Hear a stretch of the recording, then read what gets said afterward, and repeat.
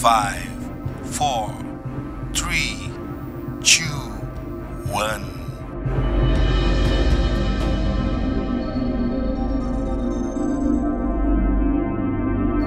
Okay, Houston, we have a problem. We are lost in Brazil.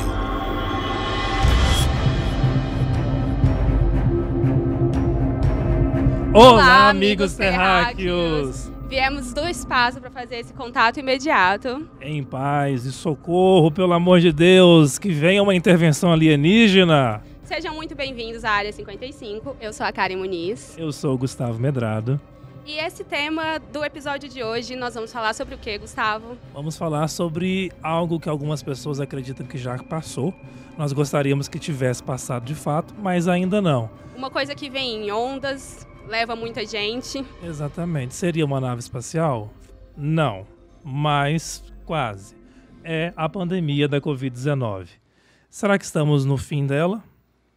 Bom, eu vim trazendo boas novas. Então, vou trazer as boas notícias e você, Gustavo? Eu vou ter que ser o portador das más notícias, né? Tem que ser para equilibrar.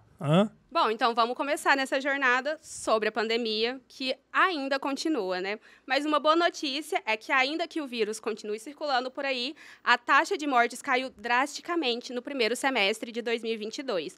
Mais precisamente, 83,2% apenas nesse primeiro semestre. E os especialistas atribuem essa queda à vacinação em massa das pessoas. Ora, quem diria que a vacina ia parar a pandemia, né? Quem diria que a vacina protege as pessoas, não é? Exatamente. Oh, meu Deus, chocado.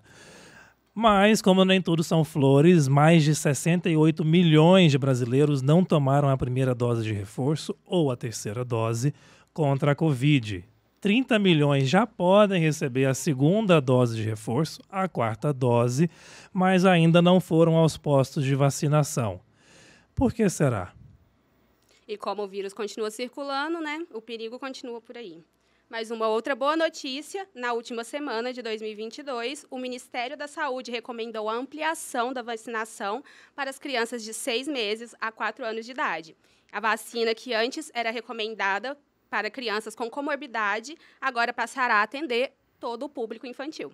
Que é uma coisa boa, considerando os dados de mortes de criança, né? Até que enfim, né, Karen? Até que enfim. E a má notícia é que o Brasil corresponde por cerca de 1 em cada 5 mortes das crianças abaixo de 5 anos em todo o mundo. A mortalidade em bebês chega a ser até 8 vezes maior do que em outras faixas etárias, como os jovens de 15 a 19 anos. Em 2022, como você muito bem disse no episódio passado, uma criança morreu por dia por causa da Covid-19. E mais uma boa notícia é que, diante dessa alta queda de mortalidade, o diretor da OMS espera anunciar o fim da pandemia agora nesse ano de 2023. Ele afirma que a esperança é poder dizer que a Covid-19 não é mais uma pandemia.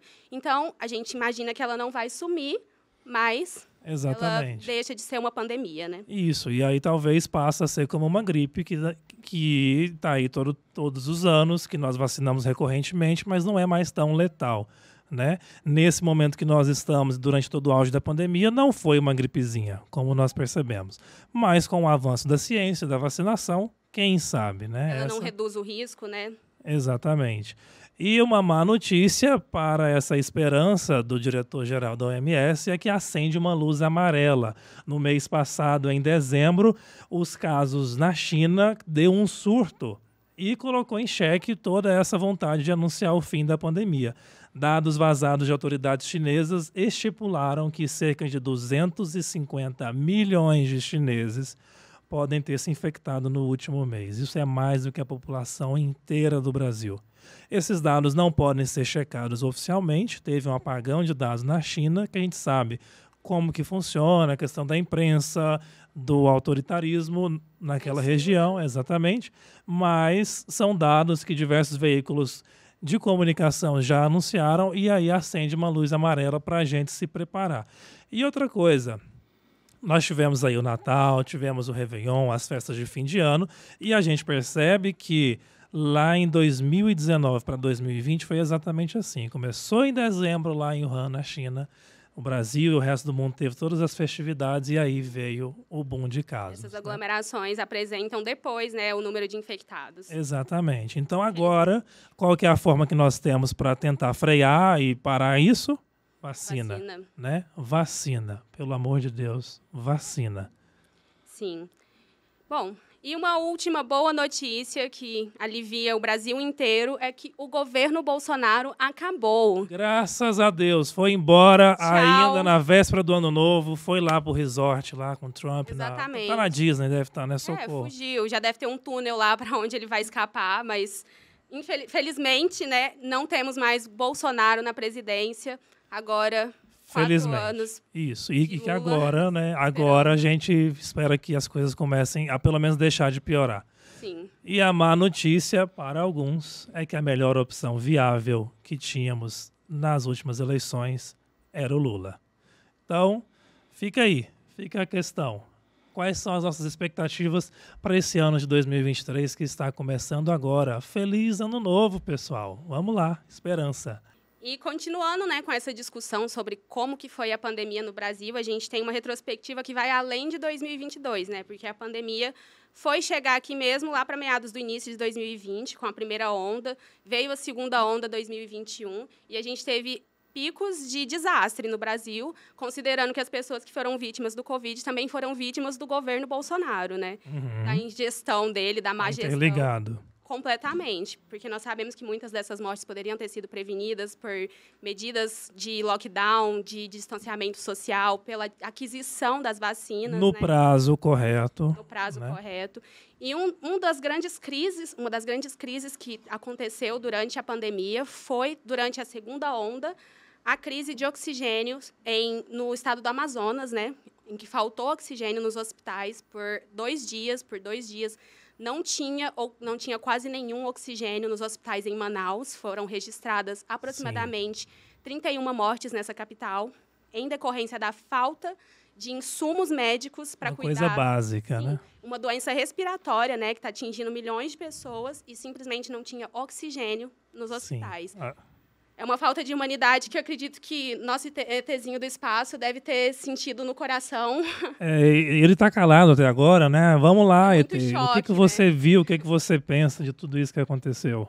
Primeiro, feliz 2023, Aê. já que vocês comemoram essa Temos volta. mais uma volta no sol. Uma volta no sol, não sei de onde vocês tiraram exatamente. No seu planeta não tem isso? Nós temos 4 sóis lá, então se nós formos comemorar isso, fica difícil. Uma festa a cada 4 meses, é um ano também? 12 meses para dar a volta? A gente só comemora cada vez que a gente encontra uma outra, a gente solta um fogo. Entendi. É bem assim. Mas o que é uma pandemia? Eu estou ouvindo vocês falarem aí assim, eu queria saber primeiro, o que é uma pandemia? Olha, nós temos diversos tipos de pandemia, né? Junto com essa de vírus do SARS-CoV-2, nós também tivemos uma pandemia de desinformação, que contribuiu e muito para potencializar os efeitos dessa pandemia de Covid-19. Mas é um vírus, né? Infelizmente é um vírus que é transmitido por vias respiratórias e que... Nesse caso, ele tem impacto global, né? Alta taxa de disseminação. Para você ter uma ideia, o vírus começou do outro lado do planeta e chegou aqui na gente. Né? E muita gente morreu e poderia ter sido evitado. Vou nem descer. Fica por aí mesmo. Vou nem descer, ficar aqui na nave-mãe, aguardando essa pandemia acabar. Mas, falando sobre pandemia, quando nós falamos que as pessoas podem se contaminar, pandemia acontece a nível planetário e não local. Uhum. Então, quando acontece no nível local, normalmente a gente chama de endemia, mas a nível planetário é epidemia. Então, o controle tem que ser bem maior. E os riscos também são maiores. E, então, quais foram as medidas que se tomou para que essa doença pudesse não se instalar no seu país?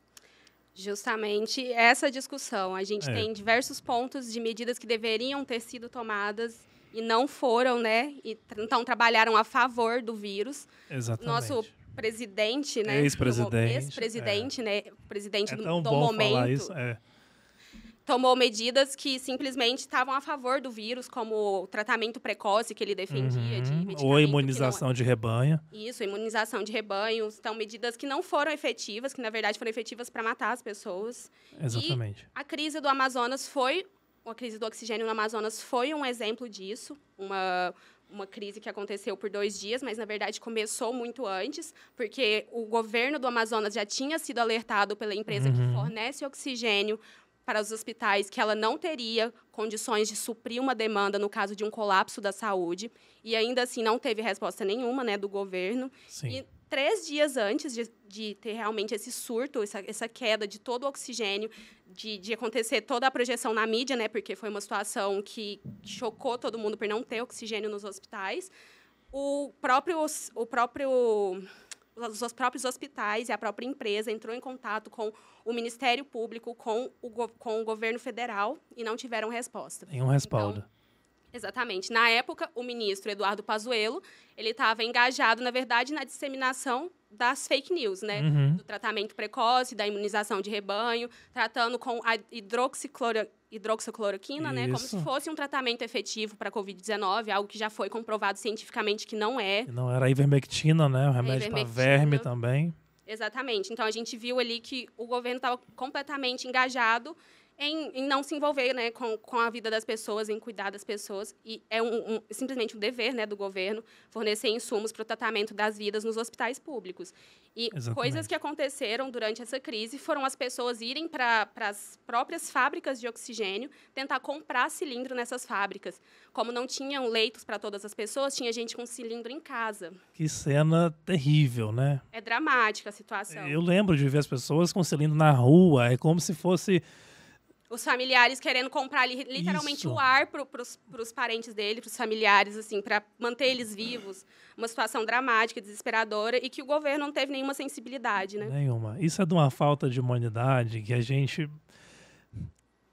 Tentando ser o mais imparcial possível, que a gente sabe que imparcialidade não existe.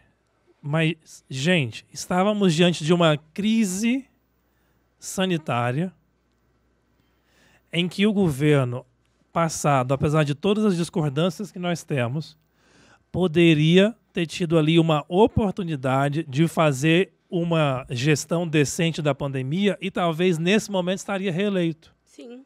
Porque tudo o que ele precisava fazer não era pauta identitária, não era, sabe, não tinha... Era uma pauta que era unânime até certo ponto, que era a defesa da vida, né? Então, para que questionar as vacinas, sendo que nós sabemos que elas salvam vidas já desde o século passado e o Brasil tem uma rede excelente de vacinação que conseguiria dar conta do recado em tempo recorde, né? Não à toa a Pfizer esteve aqui no Brasil pedindo, vamos fazer uma parceria, a gente quer fazer com que o Brasil seja a vitrine do mundo, porque o Brasil conseguiria vacinar em tempo hábil. Sim. Né? E isso é revoltante, enquanto o governo não respondia aos e-mails, mais de 40 e-mails, as pessoas morrendo, as pessoas agonizando, né? E essa crise do oxigênio, esses insumos hospitalares, chega a ser estarrecedor. Por que não tinha? O mundo inteiro estava em crise, não sei o quê. Não teve tempo para se programar, porque uma coisa é a epidemia, quando começou lá na China, e outra coisa é a pandemia, que chegou aqui 3 meses depois. Né? O tempo que nós não tivemos para nos preparar, né? Exatamente. E, como você mesmo falou, a parceria que poderia ter sido feita com a Pfizer, as propostas que eles receberam por e-mails para a venda, para a aquisição das vacinas, conforme o presidente regional da América Latina da Pfizer, essas propostas, essas negociações começaram entre abril e maio de 2020. Olha só. Então, a gente poderia ter vacinado um número imenso de pessoas antes da segunda onda ter chegado. Essa segunda onda que foi muito mais letal, mais transmissível. Exatamente. E que foi nela que aconteceu o pico de mortes no Brasil. Então, a gente poderia ter evitado muitas mortes, sim, com a vacinação. Muitas mortes mesmo. Já tem diversas pesquisas que apontam, né, se a vacinação tivesse começado antes, muita gente poderia estar aqui ainda. Sim, não foi à toa que a gente teve uma CPI da Covid, né, sendo formada no Senado, uma comissão simplesmente para investigar os atos do governo federal em defesa, né, em resposta à pandemia no Brasil, porque foram diversos crimes que ele cometeu, porque ele era um cargo de responsabilidade. E não foi somente ele, né? Foram 66 pessoas que foram indiciadas, acusadas, né, pela CPI da Covid, e 2 empresas. Então, a gente tem ali também o caso da Covaxin, que é um caso que pode ter tido corrupção na aquisição das vacinas e que foi arquivado, né, pela PF, a pedido da PF, né? Agora, em abril de 2022, então a gente não vai ter uma resposta a respeito disso. É possível que se reabra, né? A gente está ainda no início desse governo, então a gente espera que vá, assim, meio que expurgando, né, todos esses crimes que foram cometidos durante a pandemia, que acho que o foco da mal gestão do Bolsonaro está aí, porque ocasionou tantas mortes. Então, a gente teve diversos momentos da pandemia que foram drásticos e que foram agravados, né, pelas atuações do próprio Estado. Então, a vacina poderia ter sido adquirida pela Pfizer com antecedência, poderia ter sido distribuída pelo SUS por rede nacional e abrangido muita gente antes do vírus chegar nessas pessoas. Mas o que a gente viu foi o contrário. Foi o contrário. Foi, com perdão da palavra, para resumir, é maldade. Na minha opinião, é maldade, porque não é questão ideológica como nós falamos, né? A gente teve uma ditadura militar, a gente teve um governo militar no século passado, e, se eu não estiver enganado, o governo militar teve um papel também importante na questão da vacinação. Então, essa não é uma pauta de esquerda e de direita, essa é uma pauta humana. Sim. Tá, senhor Ité? É uma pauta humana. Todos nós, acho que brasileiros, já nascemos... Como você sabe que você é da América Latina, né? Você tem aquela marquinha da BCG. Quer ver? Cadê Nascemos a câmera para já. focar? Foca aqui. Exatamente. A gente desde quando a gente nasce. Nunca foi questionada essa questão da vacina. A gente sempre entendeu que é um pacto de saúde pública, né? Porque você não está protegendo só a si mesmo, mas aqueles ao seu redor. Mas com a desinformação que foi propagada, assim, propositalmente, intencionalmente, e como você falou, maliciosamente por esse governo, foi com intenção de matar, foi com intenção de criar cortina de fumaça para toda outra destruição que ele causou no governo, né? Porque a gente sabe que não foi só na gestão da pandemia que ele foi destrutivo, esse governo. Não, é em diversos aspectos, né? Inclusive, é difícil elencar quais não foram.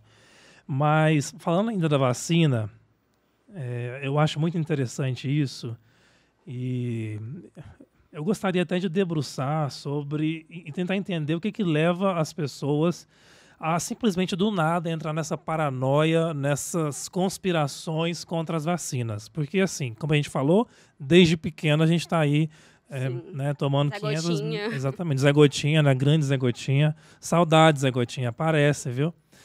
E eu lembro, amiga, que lá em casa, a minha mãe, ela não só nos dava as vacinas que estavam disponíveis na rede pública, como às vezes poderia até faltar alguma coisa dentro de casa, mas a vacina não faltava. Estava em dia. Então, assim, o cartão de vacina, uma coisa que ela se orgulha muito é ter o cartão, parecendo um álbum de figurinha da Copa. Aqui, não falta um. Isso. Vacina tétano, tríplice viral. Eu tenho, carimbada. Tá aqui, né? Então, assim, de onde é que surgiu todo esse ódio? A gente está vendo agora doenças que estavam aí praticamente extintas, né? Erradicadas, voltando. A polio. A poliomielite, exatamente. Questões assim, eu acho que as pessoas não acreditam mais na ciência, né? Elas não acreditam em todo o avanço que a gente teve como sociedade até aqui. Exatamente. Né? E aí criou uma vanglorização da ignorância.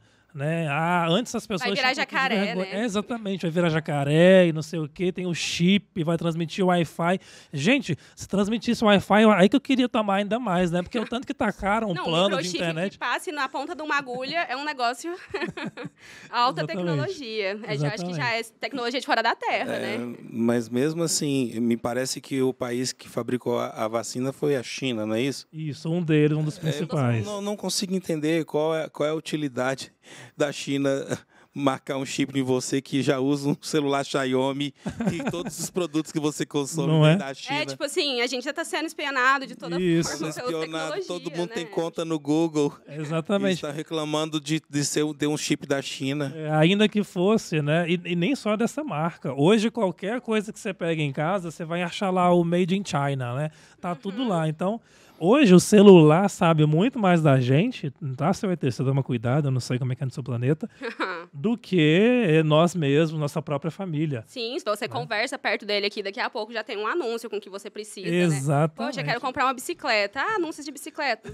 Isso é perigoso. Muito perigoso.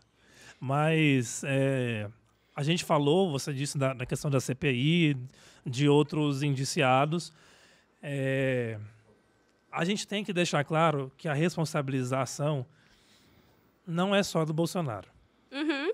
Ele é o grande ali, né, interlocutor de tudo isso. Mas ele deixou a gestão muito responsável para governadores e prefeitos. Então, o Adelmo está nas suas costas também, viu? Também, né? Porque aqui em Uberlândia, Nós sabemos. né, enquanto outros estados e cidades já estavam avançados com a vacinação, aqui ainda não. E como nós falamos no episódio passado, né, Karen?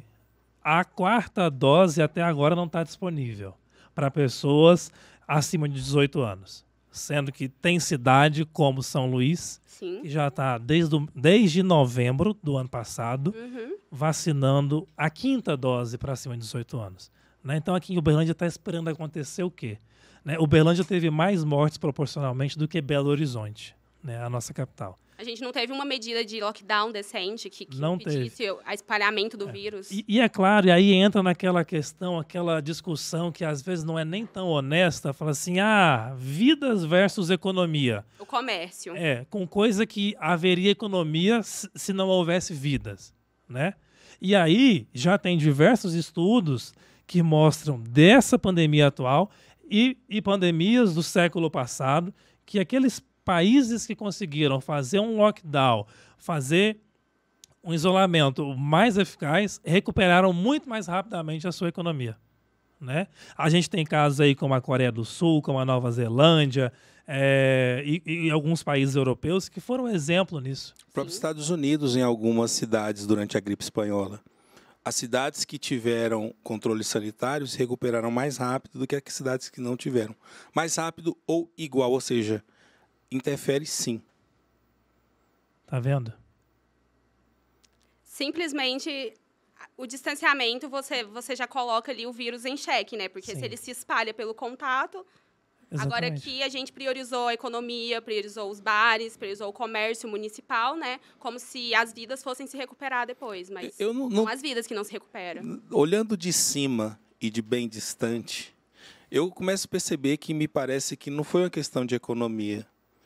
Porque já que a economia não seria afetada nem pelo lockdown ou pela recuperação, mas foi sim um desprezo à vida mesmo. Foi algo muito... E é difícil as pessoas aceitarem isso, me parece, no planeta de vocês. Só que isso acontece sempre, já aconteceu outras vezes. Na década de 30, quando a Alemanha nazista resolveu matar 6 milhões de judeus, muitas pessoas na Alemanha achavam que aquilo não estava acontecendo. Também negavam que estava acontecendo aquilo. É uma banalização do perigo também, né? Banalização do mal. Do mal. E, tipo assim, acho que o brasileiro, a gente já vive uma vida perigosa. Se sair na rua já é meio perigoso. Já é perigoso. Então, assim, com um vírus lá fora, mais um perigo. Mas será que é um perigo? É um perigo invisível ainda. Então, as pessoas conseguem criar mais narrativas ainda a respeito disso. Não existe. Poxa, é só uma gripe. Então, assim, realmente foi banalizado porque também teve muita desinformação. Então, as pessoas não tiveram o peso de quão perigoso era realmente o vírus e qual destruição que ele ia trazer. Mas agora a gente viu, né? Tanto de família que ele deixou dizimada aí. Exatamente. Então, às não vezes, são só números, né? Às vezes faltava ter eu não sei, a gente precisa se debruçar e estudar sobre isso, mas um dimensionamento do que estava acontecendo. Porque, assim, se a gente fala que todo dia está caindo um avião, é um pânico, é um surto generalizado, e aí eu acredito que as pessoas nem pisariam no avião. Sim. Eu não vou decolar enquanto isso está acontecendo. Vamos esperar dar manutenção, ou essa tempestade passar, vamos esperar. Depois, quando der para decolar, a gente decola. Né? Mas não. O perigo não chegou, não atingiu. E aí a gente fala dessas mortes das crianças, porque é importante falar sobre isso, porque, pelo amor de Deus, são crianças.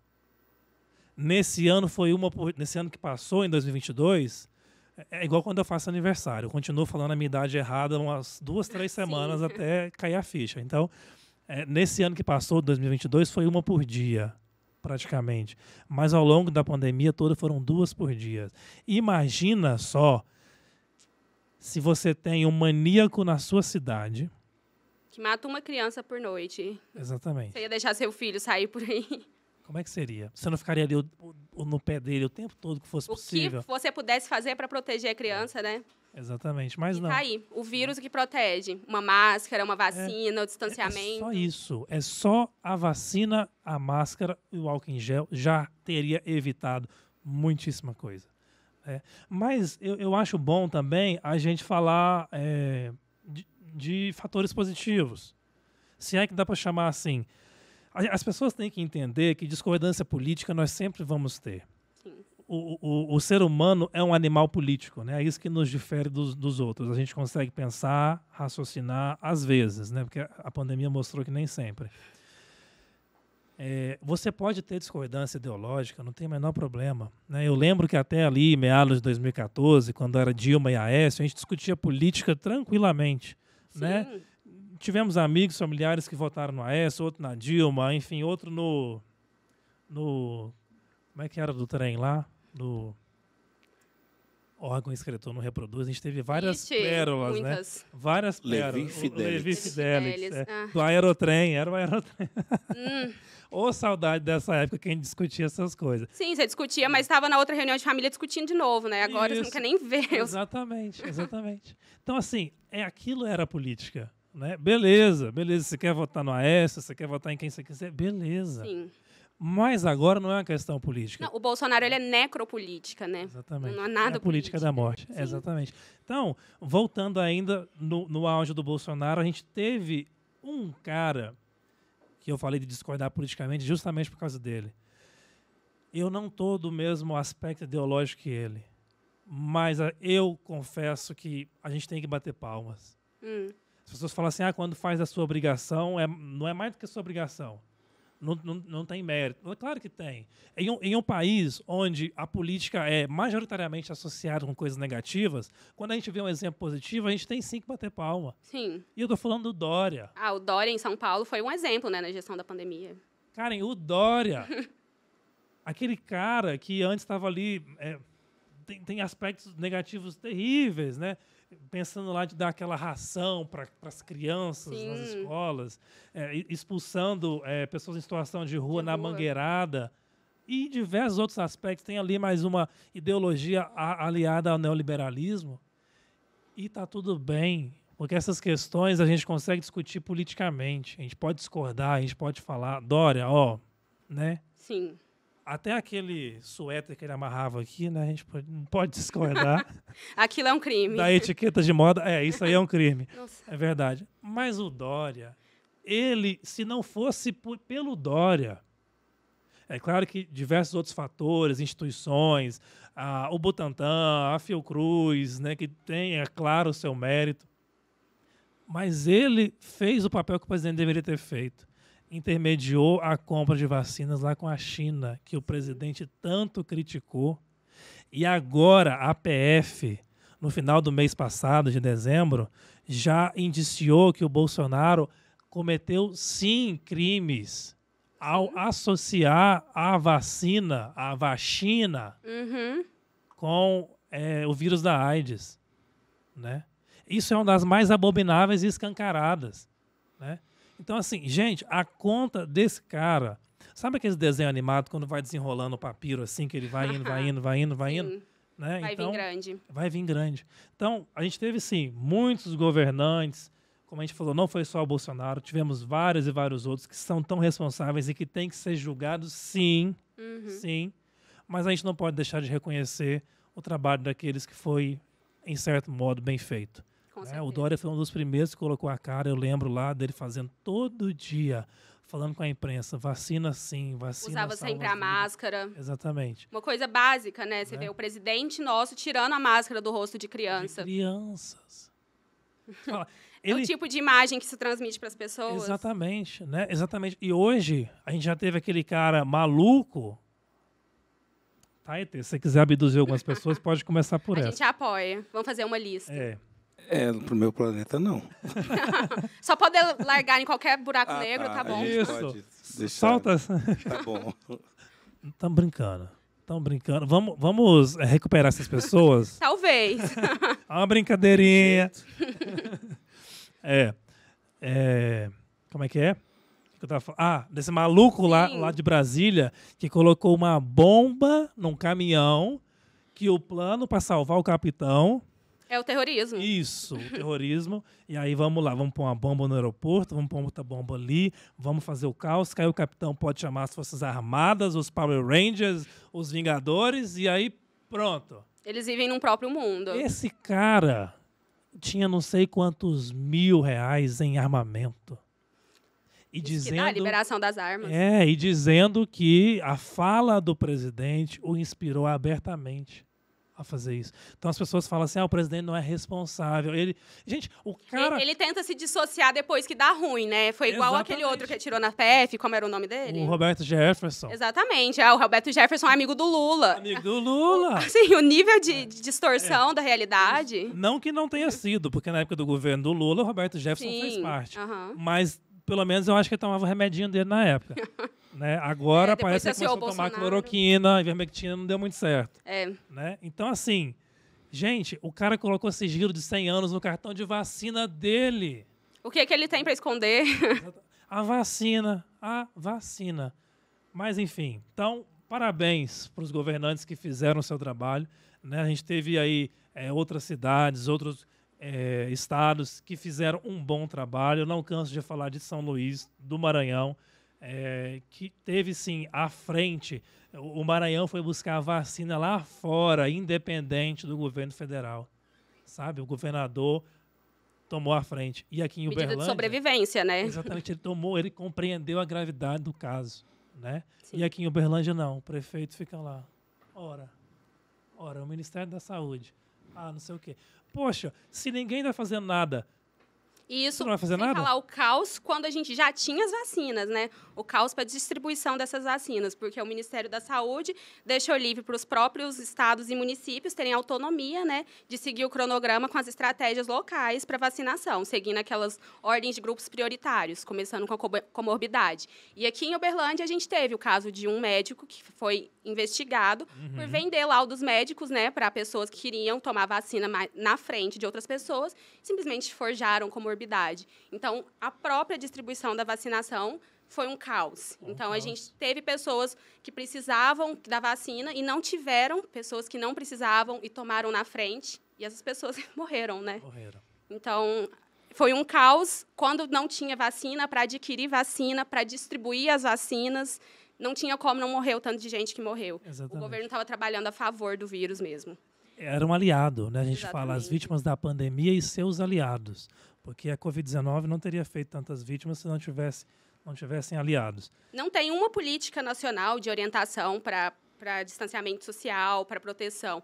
A gente teve para a distribuição do tratamento precoce, né? Da hidroxicloroquina e da ivermectina, que são tratamentos que não funcionam. Não funcionam. Desde o início já se sabia que não funcionava. E foi publicado em canais oficiais do governo, depois foram tirados, né? Quando eles viram a gravidade do erro que tinha cometido. Sim. Mas todos sabemos que foram publicados e divulgados por canais oficiais.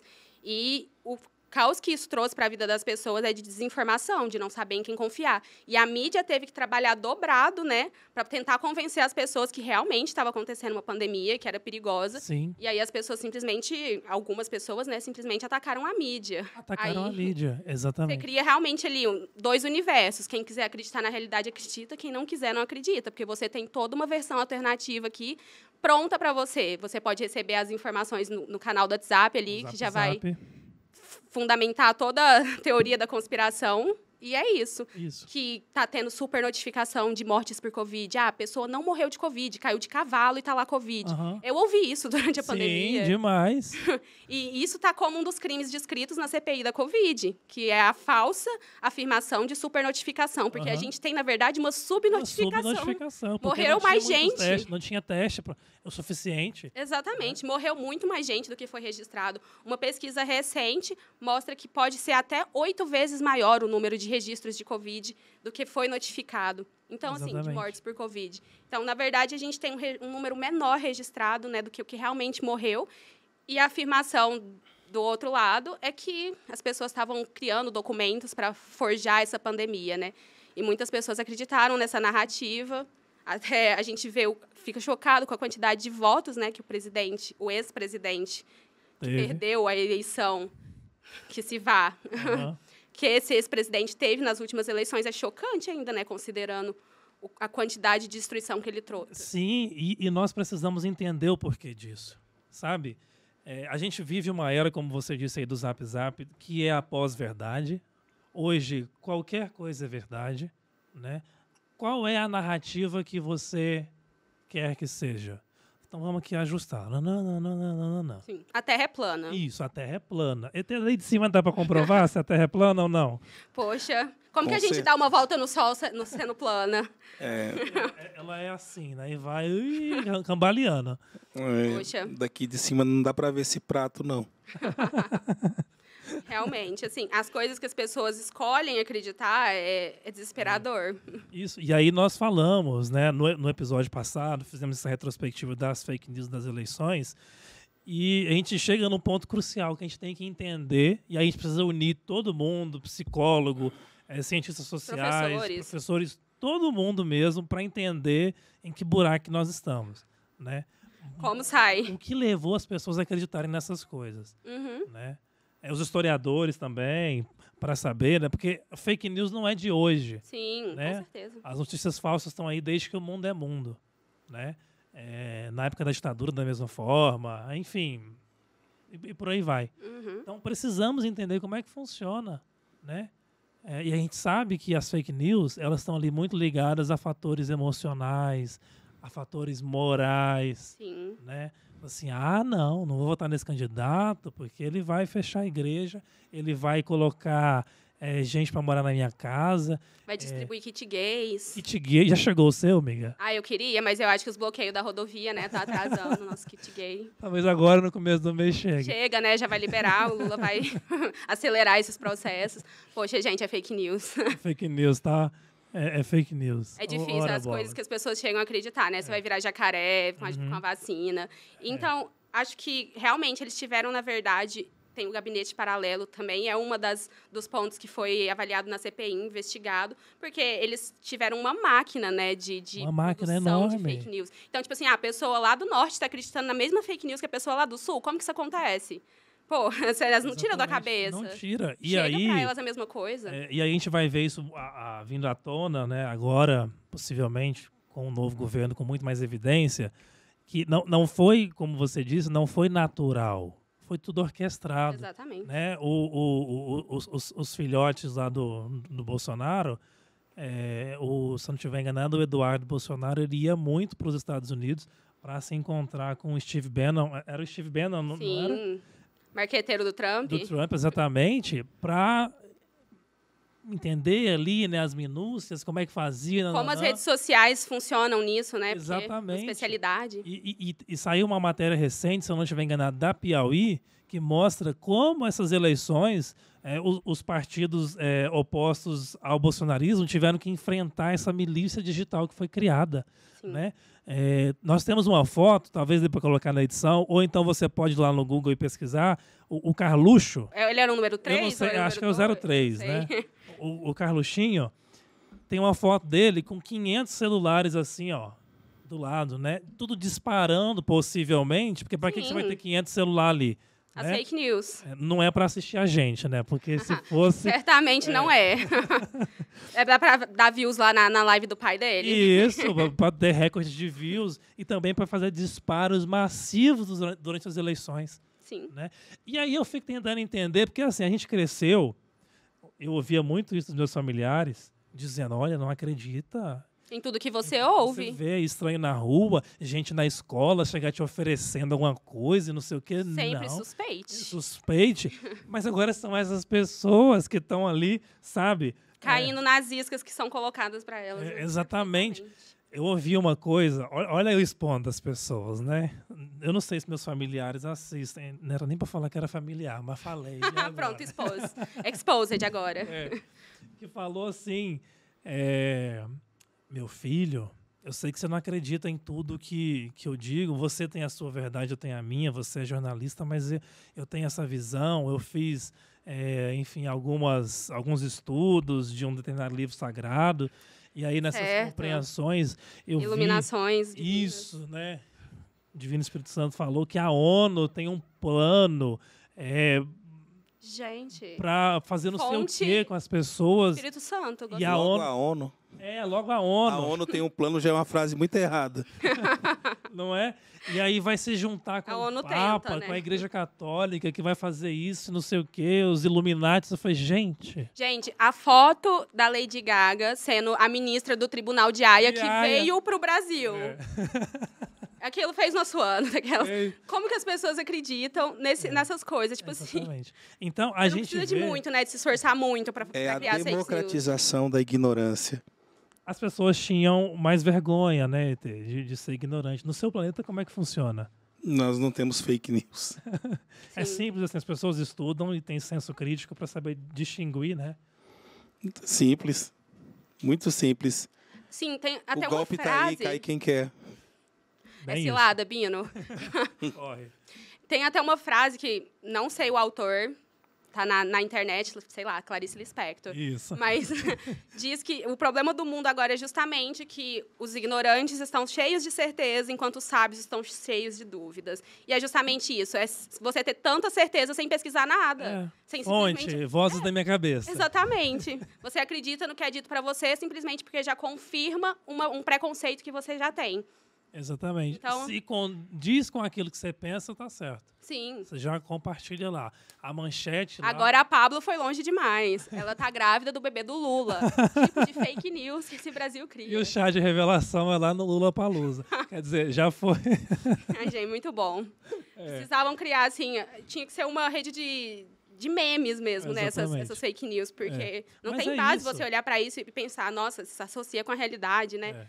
Porque aí você está realmente só fugindo de fontes oficiais, porque eles precisam disso, eles precisam que as pessoas acreditem que a mídia está mentindo, que as fontes oficiais, que a ONU está conspirando, porque aí eles não recorrem a essas fontes para buscar as informações que são verdadeiras, né? Aí você fica aqui acreditando na mentira que a gente cria. Exatamente. É uma estratégia, né? Exatamente. Então, quando a gente vê essa questão da pandemia, e o ET perguntou o que era pandemia, nós temos essas duas principais, do Covid e da desinformação. Exatamente. E o jornalismo, né, amiga? Nós que somos da área, a gente sente.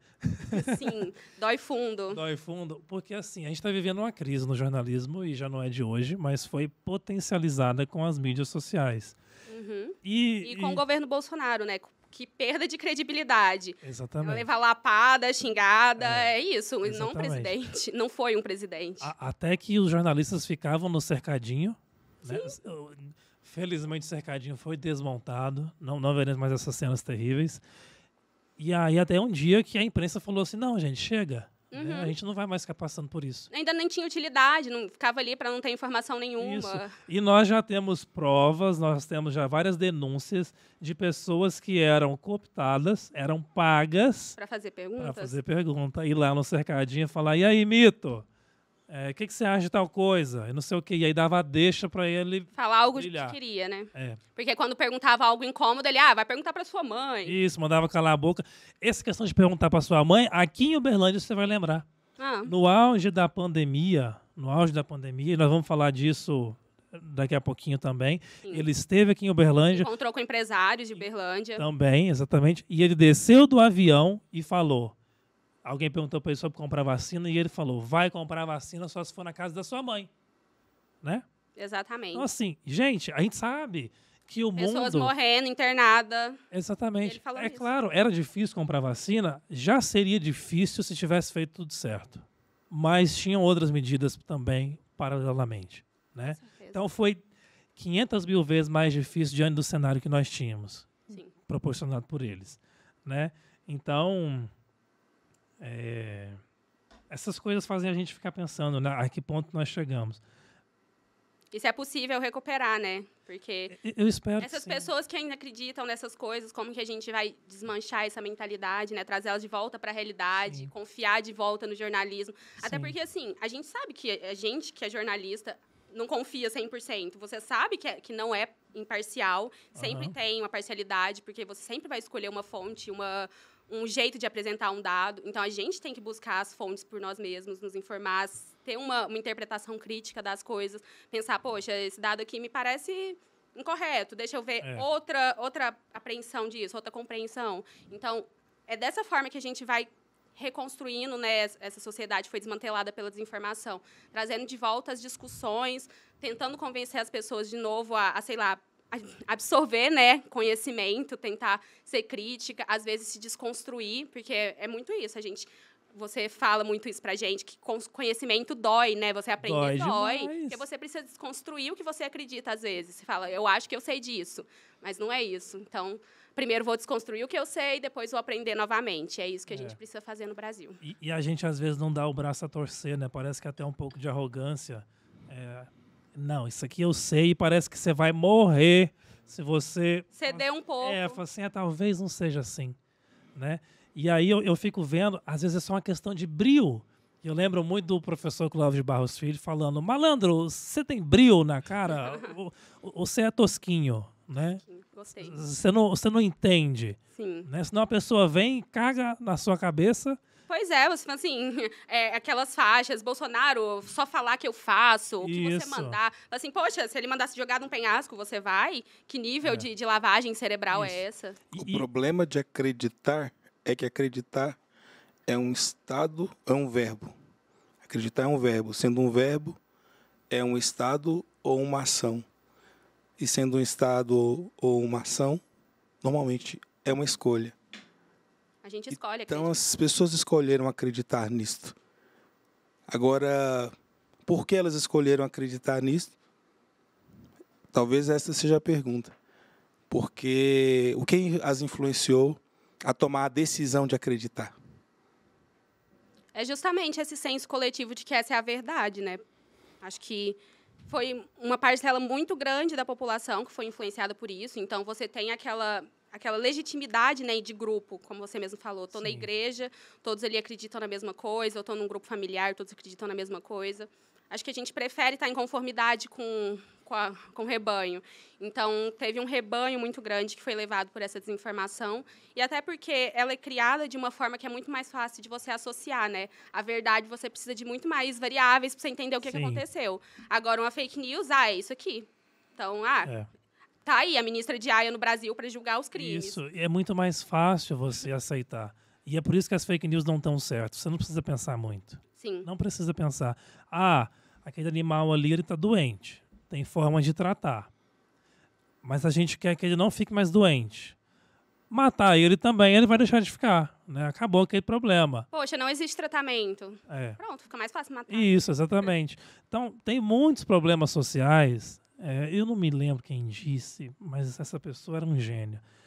Ela falou assim, se a solução é muito fácil, duvide. Porque nem sempre é assim. Né? Um exemplo da escolha da liberdade que nós temos. Todo mundo pode fazer o que quiser. Por exemplo, você pode comprar o que você quer. Sim. Isso é verdade? Assim, não 100%, né? A gente depende do poder aquisitivo. Exatamente. Então, beleza. Você vai lá no supermercado e aí você tem uma infinidade de produtos ao seu alcance. Você pode pegar o que você quiser. Só não pode sair do mercado. Na hora de passar no caixa, como é que vai fazer? É uma liberdade condicionada, né? Isso. Então, sabe, tem muitos fatores, você tem que pensar, sabe?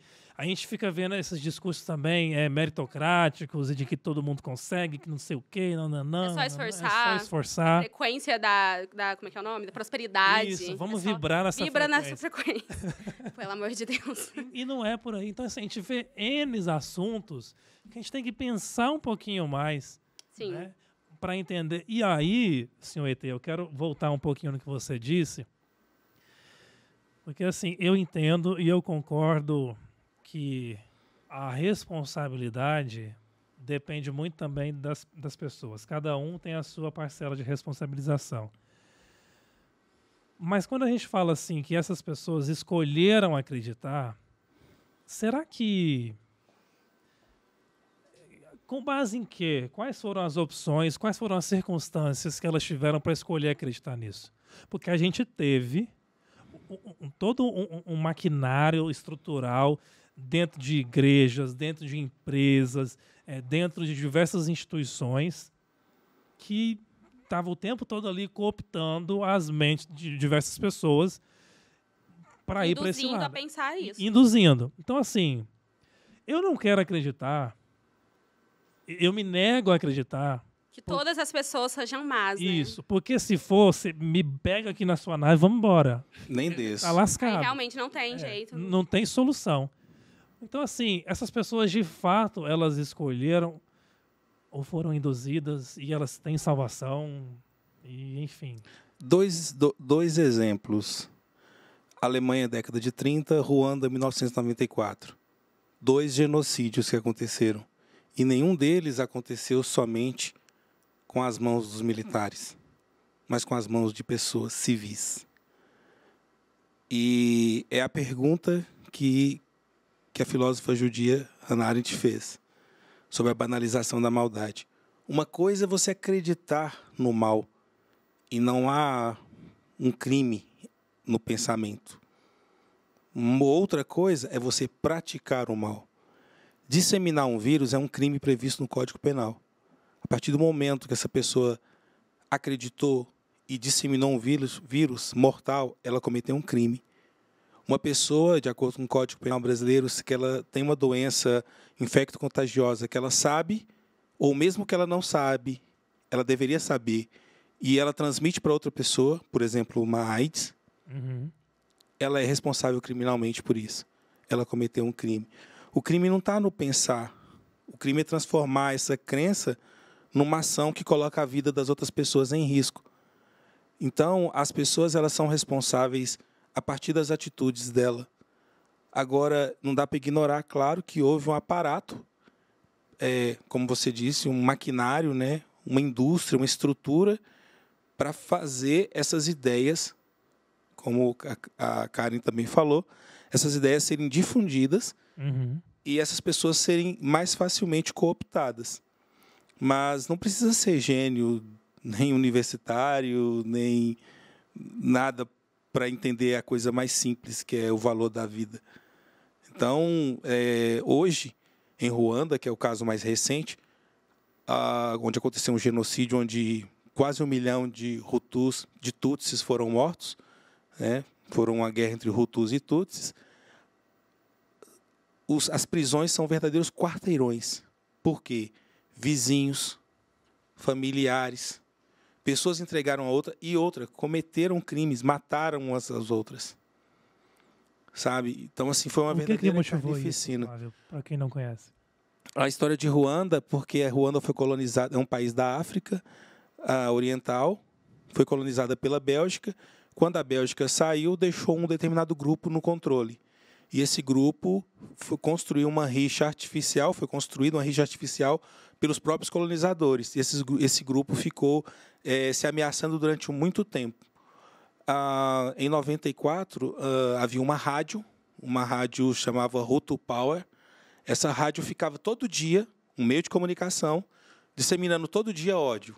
Ódio contra os Tutsis. Cortem as árvores altas. Cortem as árvores altas, exatamente. Esta frase era utilizada porque os Tutsis, que eram uma maioria do país também, eles eram pessoas mais altas que os Hutus. E aí eles começaram a disseminar isso, foram disseminando, falando isso todos os dias no rádio. E as pessoas foram acreditando naquilo. Não, realmente eu perdi meu emprego porque foi um Tutsi que roubou. É mesmo, eu não tenho uma saúde porque o Tutsi tem a saúde melhor. Foi semeando esse ódio até que um dia a ONU, por isso que eu falei há pouco atrás, ali brinquei sobre a ONU ter um plano, a ONU estava lá e fez um tratado de paz. Poucos dias depois do tratado de paz, o presidente, que era Hutu, morre no acidente aéreo. Foi o bastante para aquele grupo Hutu tomar o poder. E simplesmente, num espaço aí de cerca de 5 meses, mataram cerca de 800 mil a 1 milhão de pessoas. Nossa. A maioria delas mortas a machetes, que é pequenos machados. E detalhe, mortos assim. Vizinhos matavam vizinhos, familiares se matavam. Foi uma carnificina. E hoje tem tanta gente culpada depois disso que as prisões elas são tão grandes que não havia estrutura no país para isso. Quarteirões foram fechados e essas pessoas moram nesses quarteirões prisão. Elas usam um uniforme criminal penitenciário rosa, que é a cor que eles usam. Então, assim, foi um período muito difícil. Então, o perigo do genocídio e das mortes e das pessoas acreditarem nisso é quando as outras pessoas estão correndo risco. A vida de outras pessoas dependia das pessoas acreditarem que máscaras protegiam, que vacinas evitariam doenças. Mas, a partir do momento que elas decidem acreditar, por que elas não são responsáveis? Sim. É uma pergunta. É uma boa pergunta. Então, a gente compreende que a responsabilização é de todos os agentes envolvidos, Sim. mas talvez potencialmente daqueles que instigaram. Porque como você muito bem comentou, tinha essa rádio, meios de comunicação e diversos outros líderes que instigavam as pessoas. Potencializar. É claro que ninguém vai fazer a cabeça de ninguém. As pessoas já têm ali um pressuposto. Né? Ninguém vai convencer você a matar outra pessoa, te mudar sua alma, né, pro mal, assim. Você já tem aquela É uma predisposição. Sim. Né? Exatamente. É igual quando as pessoas bebem e falam assim, elas ficam fora de si. Na verdade, não. Na verdade, às vezes só potencializa uma coisa que você já queria fazer, precisava de um empurrãozinho. Exatamente. Né? Então... É um exemplo que realmente vai ao longo da história e se repetiu na pandemia, né? A Alemanha nazista, como ele mesmo falou, esse genocídio, né, que aconteceu em Ruanda. Então, a gente tem os casos que realmente acontece uma lavagem nas pessoas, lavagem cerebral, que convence elas de uma realidade ali, né? O vírus não existe, o vírus não é perigoso. E isso, não sei de que forma que beneficiou o governo dele, a não ser criar o caos, né? Eu acho que ele tinha realmente, o Bolsonaro, a intenção de criar o caos para ficar como cortina de fumaça para todas as outras políticas que ele estava fazendo de destruição do meio ambiente, da economia, enfim, da educação, da saúde. Tudo isso a gente viu que aconteceu ao mesmo tempo, mas a crise da saúde pública meio que estava mais urgente para todo mundo, né? E para eles foi conveniente manter essa urgência. E aí, como a gente falou já no início, agora em 2023, é esperado que possa ser anunciado o fim da pandemia, apesar dessa nova onda estar vindo, então a gente ainda não sabe, né, se realmente vai ter essa possibilidade. E o líder da OMS, que é o Tedros Adhanom, é um nome etíope, ele citou quais são os pontos que a gente precisa para realmente chegar ao fim da pandemia. Entre eles estão a vacinação, obviamente, a melhor forma de se proteger contra o vírus. Testes e sequenciamento, então, coisas que a gente não teve nem durante o pico da pandemia aqui no Brasil, né? Que a gente ter noção de quantas pessoas estão contaminadas e manter essas pessoas em isolamento, em quarentena, porque assim a gente previne a disseminação. E falando dos testes, agora existe aquela possibilidade de fazer o teste em casa, o autoteste. Né? Então, às vezes, mesmo quando tem teste, as autoridades de saúde não são noticiadas. Porque hoje, a gente teve muitos casos de pessoas que fazem o teste e aí fala assim, tô ou não tô, não importa, tem que informar. Exatamente. E às vezes estava e não informava, às vezes só ficava em casa ali recluso, né? Ou às vezes não estava também e não informava. Então, dados, gente, dados, né? A gente teve agora o recenseamento do IBGE, né? Depois de 2 anos aí de atraso por diversos fatores, dentre eles a pandemia e corte de verbas dos verba. institutos de pesquisa, exatamente. Né? Então, assim, precisamos de dados, né? Precisamos de dados, pelo amor de Deus. Sim, foi um apagão que teve durante o governo de dados mesmo, e de interesse deles, né? Manter essa informação oculta, opaca, porque ia trazer problema, a gente ia ver, evidentemente, a gestão dele. Outro ponto que o líder da OMS menciona que é necessário é o planejamento para conter surtos. Então, a gente não teve, né, nenhuma política nacional com diretrizes para todos os estados, de medidas de distanciamento, lockdown. Então, foi esse caos completo. Alguns estados fecharam. São Paulo, a gente viu que teve essas medidas mais restritas. Foi um estado que conseguiu controlar melhor o vírus. Então, a gente viu como era efetivo. E é uma das indicações. E essa prevenção e controle e o treinamento de profissionais da saúde para lidar com a desinformação. É um ponto da orientação da própria OMS que os profissionais da saúde estejam preparados para lidar com pessoas que não vão acreditar com o que eles vão falar para eles.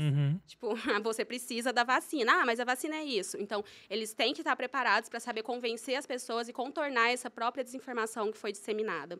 Então, são orientações para que a gente consiga atingir o fim da pandemia. Então, a gente vê que a desinformação está aí como um ponto que é apontado no mundo, né? Sim. Como um problema durante a pandemia, porque as pessoas precisam acreditar na ciência e acreditar nas orientações que são dadas para que a gente consiga ter avanços, né? Exatamente, é um ponto crucial. E aí, eu acredito que não é só questão de acreditar, mas de como acreditar. Quais são os elementos que vão levar a pessoa a acreditar ou não. E aí, ele citou aí, como você disse, a questão dos profissionais de saúde, mas, como a gente falou no episódio passado, talvez o buraco seja mais embaixo. Na educação básica. Na educação básica. Né? A gente teve o caso daquele professor que diagnosticou que seus alunos, salvo engano ainda da 8ª série, não iria, né, se vacinar, seus familiares também não. E ele fez uma pesquisa para constatar isso com dados. Sim. Né? E aí ele falou assim, olha, então tenho que fazer alguma coisa, tenho que agir. Ele poderia muito bem fazer igual a prefeitura de certa cidade, falar assim, não, eu vou só, isso não é problema meu, eu vou deixar que os pais façam, que o governo faça, mas não, ele puxou a bola para si. Né? E aí ele falou assim, gente, como é que é uma fake news? O que é uma fake news? Né? Uma notícia inverídica, que geralmente está lá mal escrita, tem muito apelo emocional, urgente, enfim... Caixas altas. O que o governo não quer que você saiba, o que a ONU está escondendo de você, não sei o quê. E aí ele foi desconstruindo tudo isso, os alunos foram pesquisando e ali ao longo de um bom tempo foram entendendo e no final das contas eles passaram a compreender como é que checavam a notícia, né? Ia nos órgãos oficiais do governo, das organizações internacionais sérias. Cheque em diversas fontes para bater a Isso, informação. exatamente, em diversos veículos, não só no Zap Zap, Exatamente. não só no TikTok, no Instagram, no YouTube, apesar de nós estarmos em todas essas redes. Sim. Tá bom, senhoras e senhores? Então, tem pontos positivos e negativos em todos os lugares. Né? Mas como a gente falou, a interpretação e essa crítica tem que vir de cada um. Exatamente. Você tem que ter noção de procurar os dados também, de saber se informar e confiar, né? As pessoas têm que ter esse discernimento. E outra coisa, eu brinquei aqui que a gente está nessas redes, mas pelo amor de Deus, gente, não confia cegamente no que a gente fala, não. Sabe? Vai checar. Pesquisem. Pesquisa, falamos alguma coisa, vai lá, o Google está ali a um passo, mas tem que saber também onde confirmar. Né? Porque a gente vê, igual aquele dado que você trouxe no episódio passado, falando que boa parte dos jovens não sabia distinguir um anúncio de uma notícia de verdade. Né? Então, às vezes a gente vai lá, joga e sai propaganda de trem que não tem nada a ver. Sabe uma coisa que eu acho um absurdo? Você entra em portais de notícias, principalmente esses regionais, e infelizmente o jornalismo está capengando, porque não tem mesmo mais dinheiro para competir com toda a estrutura das redes sociais. E aí tem a notícia apurada, checada, tudo direitinho. E do lado ali na sidebar ou lá embaixo, tem aquelas fakes. Em Uberlândia, a mulher usou tal remédio e emagreceu 50 quilos. Exatamente, na mesma página, né? Isso, o remedinho milagroso. Né? Como ficar rico isso, em 24 horas. Tipo isso. Na mesma página que tem uma notícia falsa, você vê ali já um clickbait para uma notícia... Exatamente. Uma notícia verdadeira, né? Tem uma notícia falsa. Exatamente. E a gente vê que isso não fica só ali nos adolescentes, mas nos adultos também. Mas isso é bom pra gente ter a noção de que realmente o filtro é nosso, né? Porque isso é em qualquer situação. Se você tá numa mesa conversando com uma pessoa, pode ser que alguém vai falar uma verdade e alguém vai falar uma mentira. Quem que vai discernir isso? É você, né? Mas é uma coisa muito interessante isso, porque vamos imaginar o golpe da saidinha premiada. A pessoa está no banco, sai do banco, alguém aborda ela e fala, eu ganhei na loteria. Só que para mim pegar o prêmio, eu preciso depositar um valor X do dinheiro, eu não tenho aqui agora. Eu acho que isso não funciona mais hoje em dia, porque ninguém tem dinheiro ninguém dá dinheiro para ninguém. E, incrivelmente, é um dos golpes onde ainda mais pessoas caem. Gente, a mentira já estaria ali. É cilada, Binho. Eu ganhei na loteria. Parabéns para você. Agora, não. O que a pessoa faz? Mas se você me ajudar, eu te dou uma parte da loteria. Uma exatamente. pessoa que você nunca viu. Aí você pensa o seguinte, precisa ser estudado para não cair nisso? precisa buscar muita informação. Tem que pensar muito. Eu vi um delegado de polícia falar o seguinte: a pessoa que cai nesse golpe normalmente porque ela é ambiciosa, porque ela quer uma parte do prêmio. Uhum. É claro. Aí fica cega pelo... É Porque claro. ela quer uma parte do prêmio. E aí nós voltamos à questão da responsabilização da pessoa que acredita. Exatamente. Exatamente. Mas ainda nessa questão do prêmio, as coisas aleatórias que a gente pensa. Eu falei antes de começar a gravar, a gente brincou que a câmera estava sem foco e eu falei que hoje eu estava sem foco. Saltos temáticos. Você lembra, senhor ET? Eu acho que eu já falei algumas vezes seu nome aqui. Eu espero que as pessoas não tenham percebido, que a gente vai revelar só daqui a pouco. Era para ser um Era suspense. pra A ser gente um espera que suspense. vocês apaguem. Não Acho que peguei. não. Acho que eu fui entregue ali, ó, né? Só um pouco. Limpa, tá? Toda a memória coletiva. Isso, exatamente. Senhor ET, o senhor estava lá em casa uma vez. Eu morava em outro apartamento ainda. Sim. Eu recebi uma ligação dizendo que eu tinha ganhado um prêmio Ixi. e que eu precisava ir no banco naquela hora para sacar o dinheiro e encontrar com tal pessoa, e você estava lá em casa. Você lembra que a gente criou uma história, a gente criou uma fake, mas era só para zoar com a cara do cara. Sim, fez gastar mais crédito. Coitado, não deu Exatamente. certo o golpe. Foi mesmo. Que aí a gente fingiu que você era o meu supervisor, eu estava no trabalho e que você estava brigando comigo porque eu estava falando no telefone em horário de trabalho, e aí o cara surtando. Quando uma pessoa desocupada recebe uma ligação de golpe, Não o é? golpista. Nós demos um Acaba. golpe no golpista. Foi. Exatamente. Você lembra o que ele falou no final para você? Eu não me recordo. Né? Acho que ele falou assim, eu com um sotaque de alguma região do Brasil, você, não, desista, uma coisa assim, sabe? No final ele se entregou. Convenceu. Então, assim, gente, da onde que eu ganhei? Acho que era R$10.000, é um dinheirão, pelo amor de Sim. Deus. Ninguém vai bater na porta de sua casa para te dar dinheiro. Ninguém vai te abordar para te dar dinheiro. Não existe isso. Trabalhando, olha lá. Você O quer ver patrão outro custa pagar. golpe? Galera, só mais 72 horas. Exatamente. Acreditem. Acredita. Fonte, confia. Fonte, confia. Tá quase, mas... Exatamente. Acho que, na verdade, eles realmente acreditam porque é a coisa mais fácil de se acreditar, porque a verdade é um pouco mais difícil de processar. A gente tem dificuldade, né, de processar a realidade com tanta coisa que acontece. Dói E mesmo. como você mesmo falou, a rede social tem um papel muito grande porque a gente tem uma infomania nesse tanto de fonte de informação. Então, a gente realmente tem assim, uma sobrecarga de informação, de dados. Aí fica difícil você filtrar o que é verdade, no que eu acredito, o que eu tenho interesse. Então, a gente fica fechado em certas bolhas. E né, acaba que algumas são bolhas de desinformação, né? Que a gente viu aí que acabaram explodindo e disseminando esse vírus em outras pessoas. Exatamente. Mas agora, aproximando um pouco mais da nossa realidade, né? Com relatos mais pessoais, que acredito que você já vai ter um pouco mais de contato. E o nosso ETzinho, que aguardem, logo vocês verão o rosto dele. Será esse Quem ETzinho será? verde? Será ele Será azul? que De ele é? hoje, né? Será igual ao Avatar? Será altão, né? Azul. Será que ele conecta com as plantas? Isso, seria bom. Árvores Quem somos sabe? nós. Então, É. a gente vai agora para o nosso contato imediato. Isso. E no contato imediato de hoje, Gustavo, Quem será, então, o nosso querido ET que esteve aí oculto no primeiro episódio, em boa parte desse? E agora a gente vai conhecer, né? A gente vai conhecer, gostaria já de fazer um adendo que poderíamos ser com um tema um pouco melhor. Mas o ET lá de sua nave e também em outras circunstâncias tem muito a contribuir com essa temática.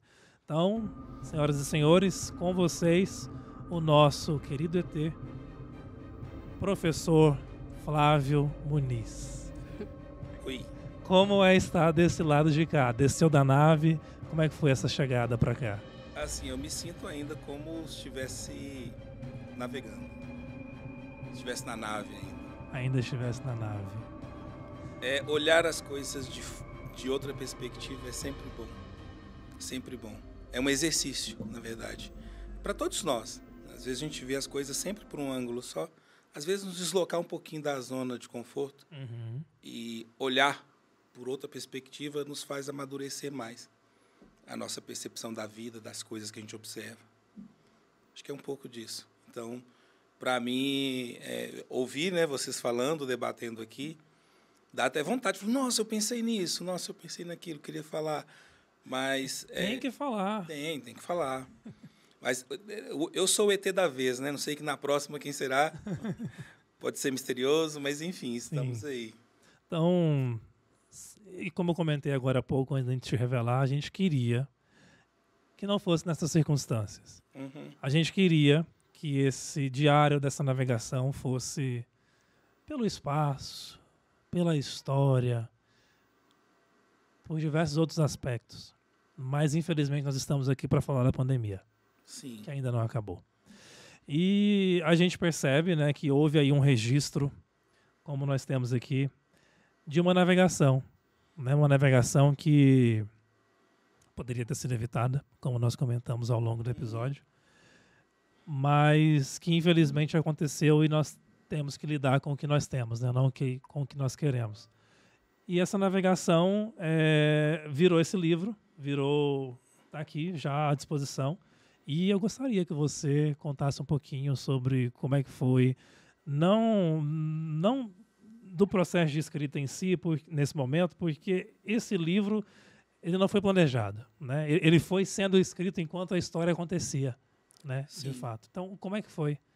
Acredito que a primeira coisa que as pessoas deveriam saber é assim, no ano de 2021, eu contraí Covid, no final de janeiro. No início de fevereiro, eu fui, no 14º dia, pensando já que a Covid ia embora, né? Na verdade, foi o dia que eu fiquei mais grave, e a partir deste dia, eu fui internado.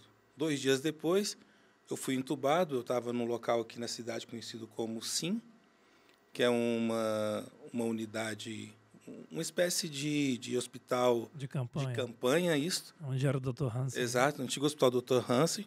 E lá eu fui entubado e fiquei por 17 dias entubado. Eles me transferiram na mesma noite do dia que eu fui entubado para o Hospital Santa Catarina, onde eu permaneci até o dia 9 de março. E entubado eu fiquei até o dia 27 de fevereiro. E aí o que aconteceu? A partir do momento que eu contraí Covid, a primeira vez, a única vez que, graças a Deus, eu peguei Covid, infelizmente, eu pensei, o que eu faço, né? Como eu tenho uma rede social muito ativa, eu comecei a registrar. A minha intenção, na época, era só mostrar para as pessoas que elas não deveriam acreditar em fake news. Que remédios, cloroquina, isso não existia, isso era mentira, isso não funcionava. E aí o que aconteceu? Eu comecei a fazer um registro diário disso. A princípio foi registros em vídeos, depois eu comecei a escrever.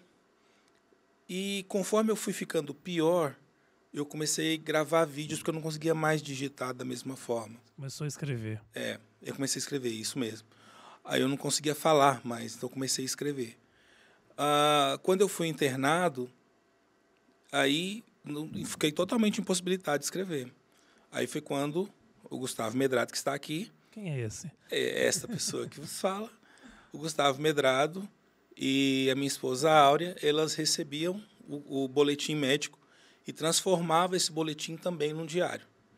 E assim foi até meu retorno.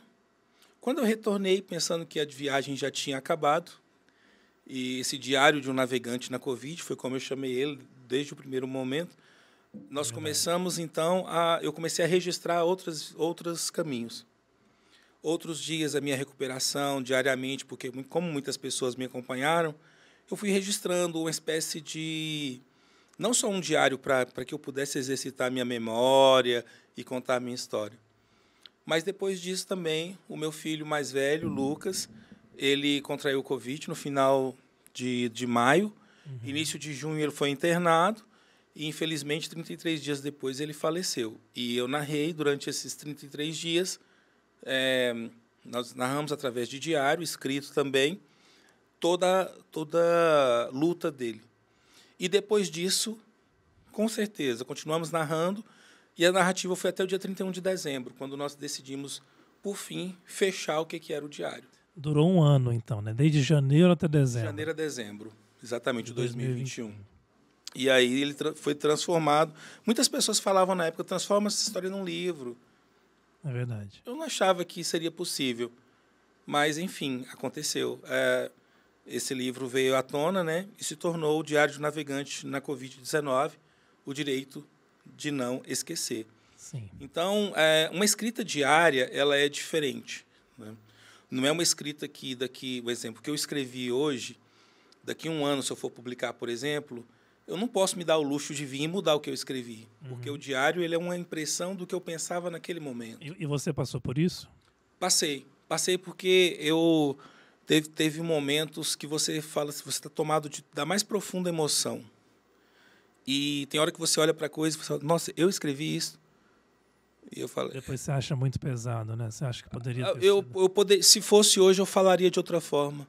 Mas, na época, eu acho que eu usei o repertório de palavras que tinha disponível. Você estava sentindo naquele momento. Eu acho que eu não tenho o direito de tirar, porque é negar o direito do Flávio daquele momento. Eu acho que existe o Flávio de agora, mas existe o Flávio daquele momento. Uma coisa é nós falarmos sobre a dor enquanto nós estamos sem ela. Outra coisa é nós falarmos sobre a dor enquanto a estamos sentindo. Isso faz toda a diferença na narrativa. Total diferença. As melhores canções de amor são escritas por corações apaixonados ou partidos. Ou partidos, exatamente. Aquele momento da dor. Exatamente. Né? Então, é bem isso. Então, essa foi a aventura de escrever o Diário de um Navegante na Covid, que começa narrando justamente que esse livro não foi desejado. Nós não quisemos escrever. Esse é o livro que eu não gostaria de ter escrito. Esse é o livro que essa história que eu não queria ter contado. Eu sempre quis escrever. E escrevi já, tenho dissertação, monografias, textos, enfim. Mas eu não queria escrever essa história. Mas por que essa história precisava ser escrita? Porque ela representa, sobretudo, um registro do que aconteceu durante a pandemia no Brasil. Um registro sobre a luta das pessoas pela sobrevivência, sobre a esperança, mas também sobre a omissão das autoridades que deviam ter feito o papel delas e não fizeram. Então, esse registro ele é justamente um arauto, digamos assim, ou uma comprovação de que nós temos o direito de não sermos esquecidos e que nós temos o direito de não esquecer o que aconteceu. E não pode acontecer isso. Esquecer não pode acontecer. E você, né, o livro enfatiza muito isso, né, como o subtítulo, Direito de Não Esquecer.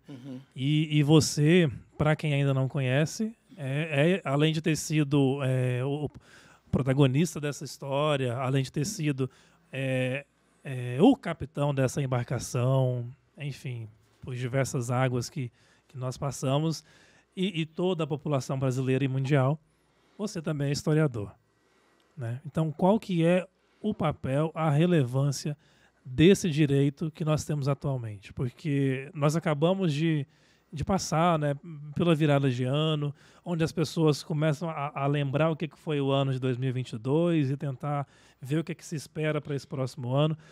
Qual que é a importância desse exercício de fazer essa autorreflexão e essa memória sempre presente? Então, um famoso historiador disse certa vez que é função do historiador lembrar a sociedade daquilo que ela quer esquecer.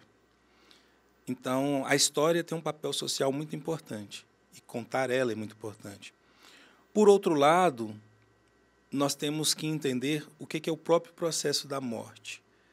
Porque, na minha experiência, eu vivenciei uma quase morte durante a minha internação e o falecimento do meu filho, coisa que outras pessoas passaram por elas também. E isso é sobre a morte também. Porque o pior tipo de morte é o esquecimento. Sim. Sabe? Há poucos dias atrás, faleceu Pelé. O Rei Pelé. O Rei Pelé. E todos os momentos da TV mostravam o quê? A sua história, os seus gols, o homem que foi 3 vezes campeão mundial. Mas sempre quando ele falava nas entrevistas, ele falava, uma pessoa é o Edson Arantes do Nascimento, outra coisa é o Pelé. Está além dele, né? Uma coisa é o personagem, outra coisa é a pessoa, aquela vida. Então, quando a gente fala o direito à memória, nós estamos falando justamente isso, que história nada mais é do que o estudo, ou a ciência que estuda as ações dos homens no tempo. Então, é o que nós fizemos. Então, nós temos o direito de deixar registrado aquilo que nós fizemos, as ações em que nós estivemos envolvidos nela. Porque quando a pessoa morre, não morre com ela a sua história, não morre as suas ações. Só morrerá se nós as esquecermos, se nós Sim. não contarmos mais essas histórias. Então, sobretudo, é um direito do indivíduo, é um direito das pessoas que se foram também, um direito de não serem esquecidos. E, principalmente, quando diz respeito a pessoas que morreram. Inclusive, é um artigo que estou finalizando, sobre o genocídio da Covid. Por que eu uso a palavra genocídio? Para me referir à Covid-19, no caso do Brasil. Uhum. Então, assim, é muito importante nós entendermos como as vidas foram impactadas. Sabe, quando esse livro foi colocado à disposição, muitas pessoas pediram, aí eu comecei a fazer a experiência de falar, eu quero entregar para você. Ou seja, eu ia na casa da pessoa. E vou, né, ainda, Uhum. se aqui é na minha cidade. E aí algumas pessoas, quando eu chegava e contava, elas contavam as histórias para mim. Eu fiquei sabendo de histórias que eram tão dolorosas quanto a minha. Duas primas, por exemplo, que perderam a mãe, a mãe e a tia e o tio, assim, no intervalo de 28 dias. Quando não tinha leito, quando não tinha vacina. E você compartilhar essa dor com essas pessoas, isso é muito significante. Porque eu costumo dizer que esse livro não é só sobre minha história, é sobre a história de muita gente. Eu sou aquele que voltou para poder contar. Sim. E como que você se sente em relação a isso, Flávio? Eu costumo chamar de síndrome do sobrevivente. É imaginar que um avião com 150 pessoas, esse número é aleatório, tá? Uhum. 150 pessoas. Se eu estivesse num avião com 150 pessoas, ou você estivesse num avião com 150 pessoas, e esse avião caísse. E nesse avião tivesse pessoas queridas, sua família, a pessoa que você mais ama. E depois que esse avião caísse, só você sobrevivesse. Como você se sentiria? Abençoado por ter sobrevivido ou amaldiçoado por só você ter sobrevivido? Então, nós estamos dentro de um paradigma. A gente se torna uma espécie de morto-vivo, porque a gente não concorda que nós tenhamos algo de especial que justificasse sobreviver enquanto tantos pereceram. Inclusive pessoas que a gente ama. Uhum. Então, esse é um dilema existencial que pessoas que passam por traumas profundos, coletivos, como o nosso vivencia. Existem essas pessoas também, relatos sobre isso, pessoas que realmente em acidentes aéreos, que chegam a sobreviver, ou naufrágios, sabe? Por quê? Você é melhor? Você foi abençoado ou amaldiçoado? Exatamente. Você foi abençoado em sobreviver ou amaldiçoado em sobreviver? Porque você fala assim, como? Por que só eu? E eu acho que isso é potencializado muito, Flávio, e eu peço perdão, porque às vezes é difícil a gente falar desse assunto sem trazer à tona muitas emoções. Uhum. Ainda mais porque é um assunto tão recente, tão vivo pra gente. Você falou dessa questão entre ser abençoado ou amaldiçoado. Isso é intensificado quando você percebe que você voltou e o Lucas, o seu filho, não?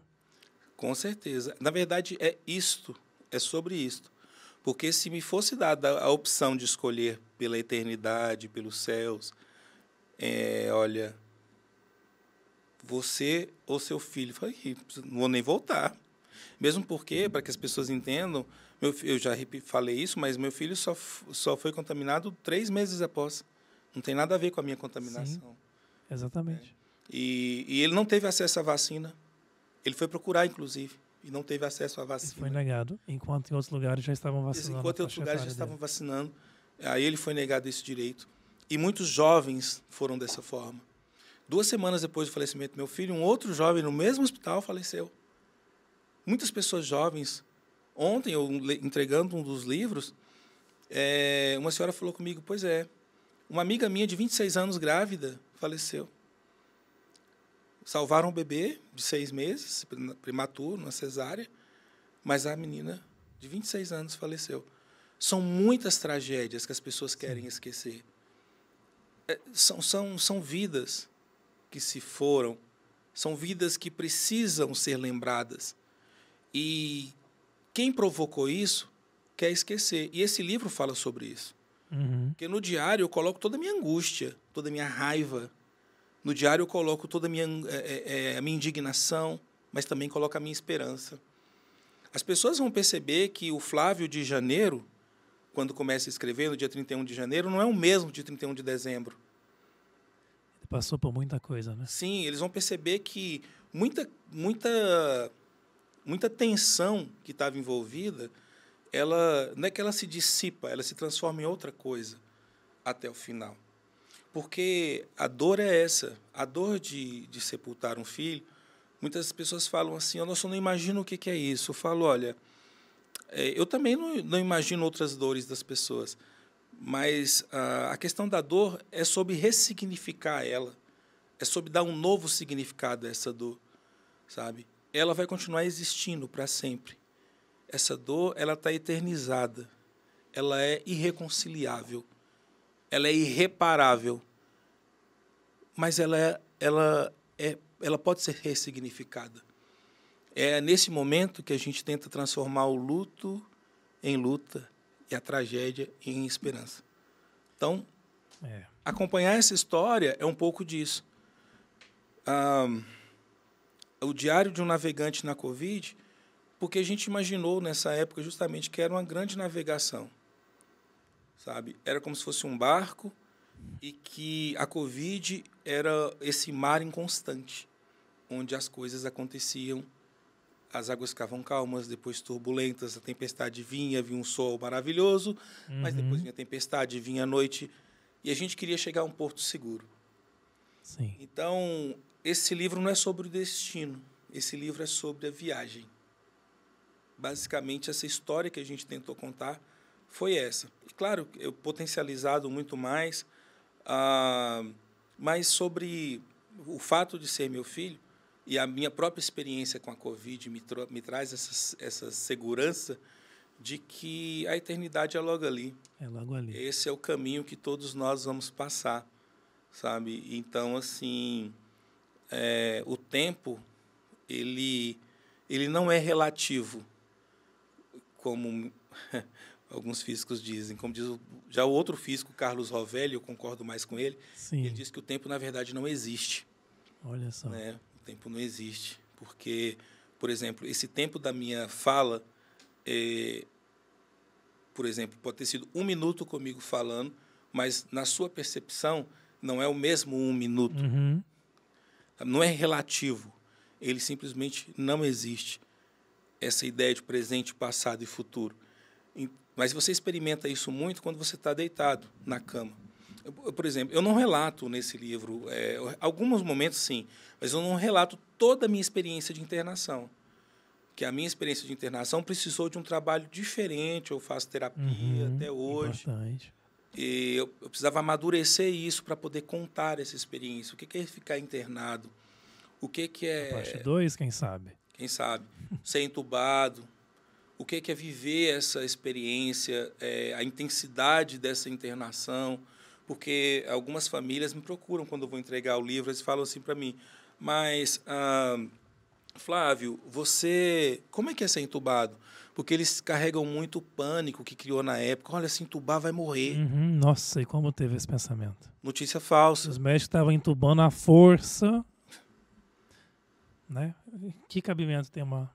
Sendo que, na verdade, o que me salvou foi ser entubado. Porque se eu não tivesse sido... As pessoas não entendem que se você não for entubado, você morre. Ah, mas entubou e morreu. Eu falo, não, mas entubou para não morrer. Isso.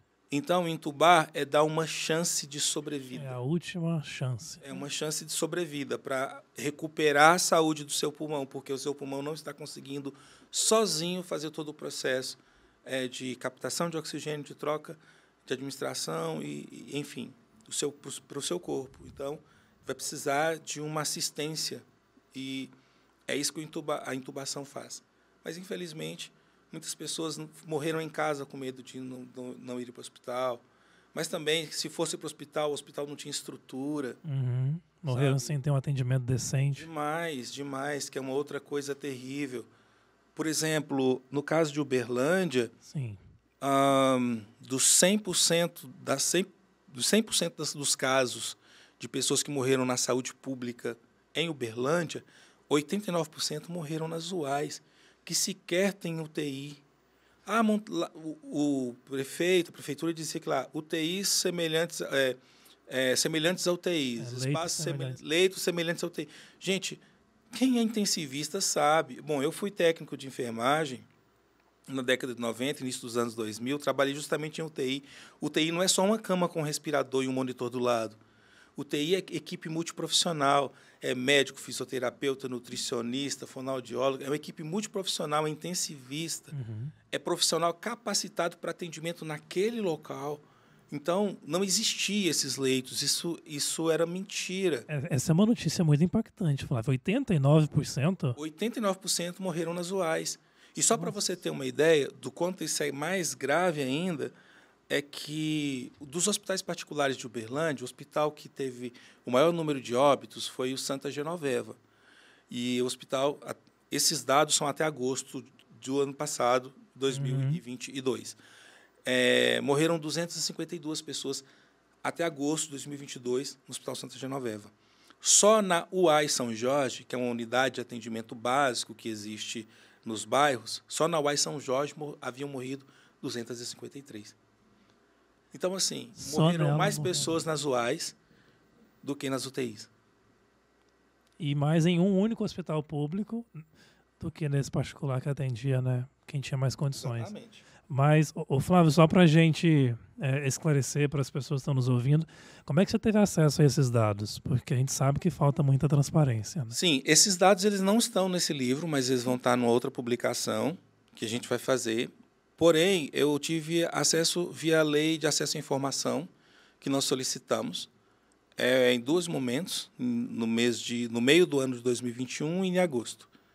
Foi em junho e em agosto nós solicitamos esses dados. A prefeitura não quis dar assim, com muita boa vontade, não. Eu imagino. Mas é lei. Sim, né? E tem que cumprir. Então, a lei foi... Eu peguei os dados e esses dados têm muitas inconsistências. Muitas inconsistências. Tem inconsistências, por exemplo, de informação, onde no relato dos lugares que eles falam que teve óbito e não teve, o lugar onde eu fui entubado, por exemplo, que é o SIM, que era o antigo hospital do Dr. Hans, eles dizem lá no relatório deles, que eles me mandaram nos dados deles, que não há registro de óbitos lá. Olha. E eu sempre achei isso curioso. Aí eu procurei uma das assistentes sociais, que trabalhou na época lá, que me atendeu, e fui checar essa informação com ela. Falei, olha, eu quero entender, não teve óbito lá no SIM, ficava tanta gente, mais de 100 pessoas internadas ali. Ela falou, lógico, morreram muitas pessoas. Mas até aí era uma informação de orelha, né? De conversa. Mas aí, esses dias atrás, eu fui entregar o livro para uma pessoa que ela me informou que a mãe dela faleceu no SIM. Aí ela me mandou a certidão de óbito da mãe dela. Aí na certidão de óbito da mãe dela está lá. SIM. Olha a prova aí. Mas no registro da prefeitura não tem um óbito lá. Nenhum óbito foi colocado lá. Então, o que acontece? Essas informações estão sendo sonegadas. Sim, se houve subnotificação de casos, imagina dos óbitos. Como o último boletim da Covid foi publicado em 21 de agosto de 2022. O último boletim público da cidade. A cidade a cidade que teve o maior número de óbitos não produz mais boletim. Para passar a imagem que está tudo bem. Está tudo bem, mas não está. Não está nada bem.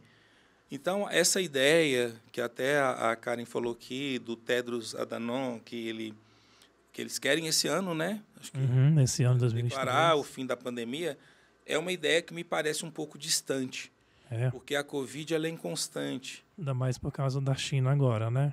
E o que acontece na China, acontece é uma questão de tempo. É só uma questão de tempo. Nós estamos aí diante de festas, diante de aglomerações, e o nosso Estado brasileiro, no combate à Covid, ele falhou miseravelmente. Por isso que, quando a gente fala de Bolsonaro especificamente, ou dos governantes, a gente fala de forma muito objetiva. Hoje eu faço parte da AVICO, que é a Associação de Vítimas da Covid, e existe um processo contra ele, como presidente, porque ele é o responsável, ele era o chefe do executivo. Era a ele que caberia tomar as decisões de política pública a nível nacional. Mas é claro que tem outros envolvidos, no nível municipal, no nível estadual, sabe? No nível privado também, instituições privadas. Nós tivemos aquela tragédia lá no Hospital do Prevent Senior, em São Paulo, entendeu? Sim. Onde foi feito um experimento com cloroquina e muitos idosos morreram ali naquela época. Essas coisas não podem ser esquecidas. Quem esquece mata duas vezes. Então, para nós que somos vítimas e sobreviventes, e eu, até no dia do lançamento do livro, eu usei uma expressão que eu nunca tinha usado ela, mas eu acho que ela faz muito sentido para se referir às pessoas que são vítimas da Covid e que sobreviveram. Eu digo que somos os mutilados da Covid, porque você não sai de uma Covid grave intacto. Você sai sequelado. Sim. Você trata de diversas sequelas, eu trato de diversas sequelas. Algumas delas o serviço público, o Sistema Único de Saúde, que apesar de ser tão bom, não consegue cobrir. Nossa cidade tem apenas 11 pneumologistas para uma cidade de 700 mil habitantes. E só um atende o serviço público. Um para toda a população que depende do SUS. Exato, um. Aí você é forçado... Uma vez a cada ano que você vai. Não, uma vez a cada 10 anos. Eu esperei 7 meses e não chegou. Nossa. Não chegou a consulta, eu tive que ir para o hospital particular. Então, assim, um especialista na respiração, que é onde afeta mais a Covid, assim que ela toma a forma grave, se torna uma forma grave, não tem um especialista. E foram N erros cometidos. E tudo que o poder público, às vezes, não quer ser fiscalizado. E quem deve fiscalizar o poder público somos nós, cidadãos. Agora, em última instância, por exemplo, quando eu vou falar aqui, as pessoas vão perceber que o meu diário é escrito, minha experiência, ela se passa dentro do SUS. Que tem coisas boas, funcionários maravilhosos também, mas tem muitas falhas. E essas falhas são falhas de gestão. E isso leva à morte. E se leva à morte, tem responsabilização. Por isso que contar a história é um direito. É o que eu penso. E, Flávio, em relação a esse tema para 2023, como é que você está? Você está otimista? Você está esperançoso? O que você espera sobre isso nesse novo ano que se inicia? Então, nós temos que ver o seguinte. As consequências da Covid no Brasil são um resultado de uma política desastrosa de combate. Na verdade, não foi uma política desastrosa. Na verdade, eles foram extremamente eficientes. Porque a tese que eu defendo, não só eu defendo, mas que a CPDISA defende, que a Instituto Serra-Pilheira, que vários estudos já apontam, é que, na verdade, foi um planejamento. A imunização de rebanho foi colocada em prática no Brasil. Isso eles mostram com dados, fatos, tem dados, sim, todas as medidas. Tem dados, inclusive os dados do professor Halal, lá da Universidade de Pelotas, eles comprovam, inclusive, que se o Brasil tivesse tomado minimamente as medidas mais básicas de combate ao Covid no mundo, as mais básicas, na época que ele fez isso, foi na época do relatório da CPI da Covid, estávamos ali com 500 e poucos mil mortos, ele falou 400 mil vidas não seriam perdidas. Nossa, ou seja, nós estamos falando que 90% das pessoas que morreram estariam entre nós. Entende? Então, assim, nós estamos falando de planejamento. Então, quando você fala de 2020, nós falamos agora de 2023, a gente olha para trás e, às vezes, tem coisa que é tão ruim que só de parar já melhora. Exatamente, só de parar de afundar, né? Só de parar de afundar já melhora.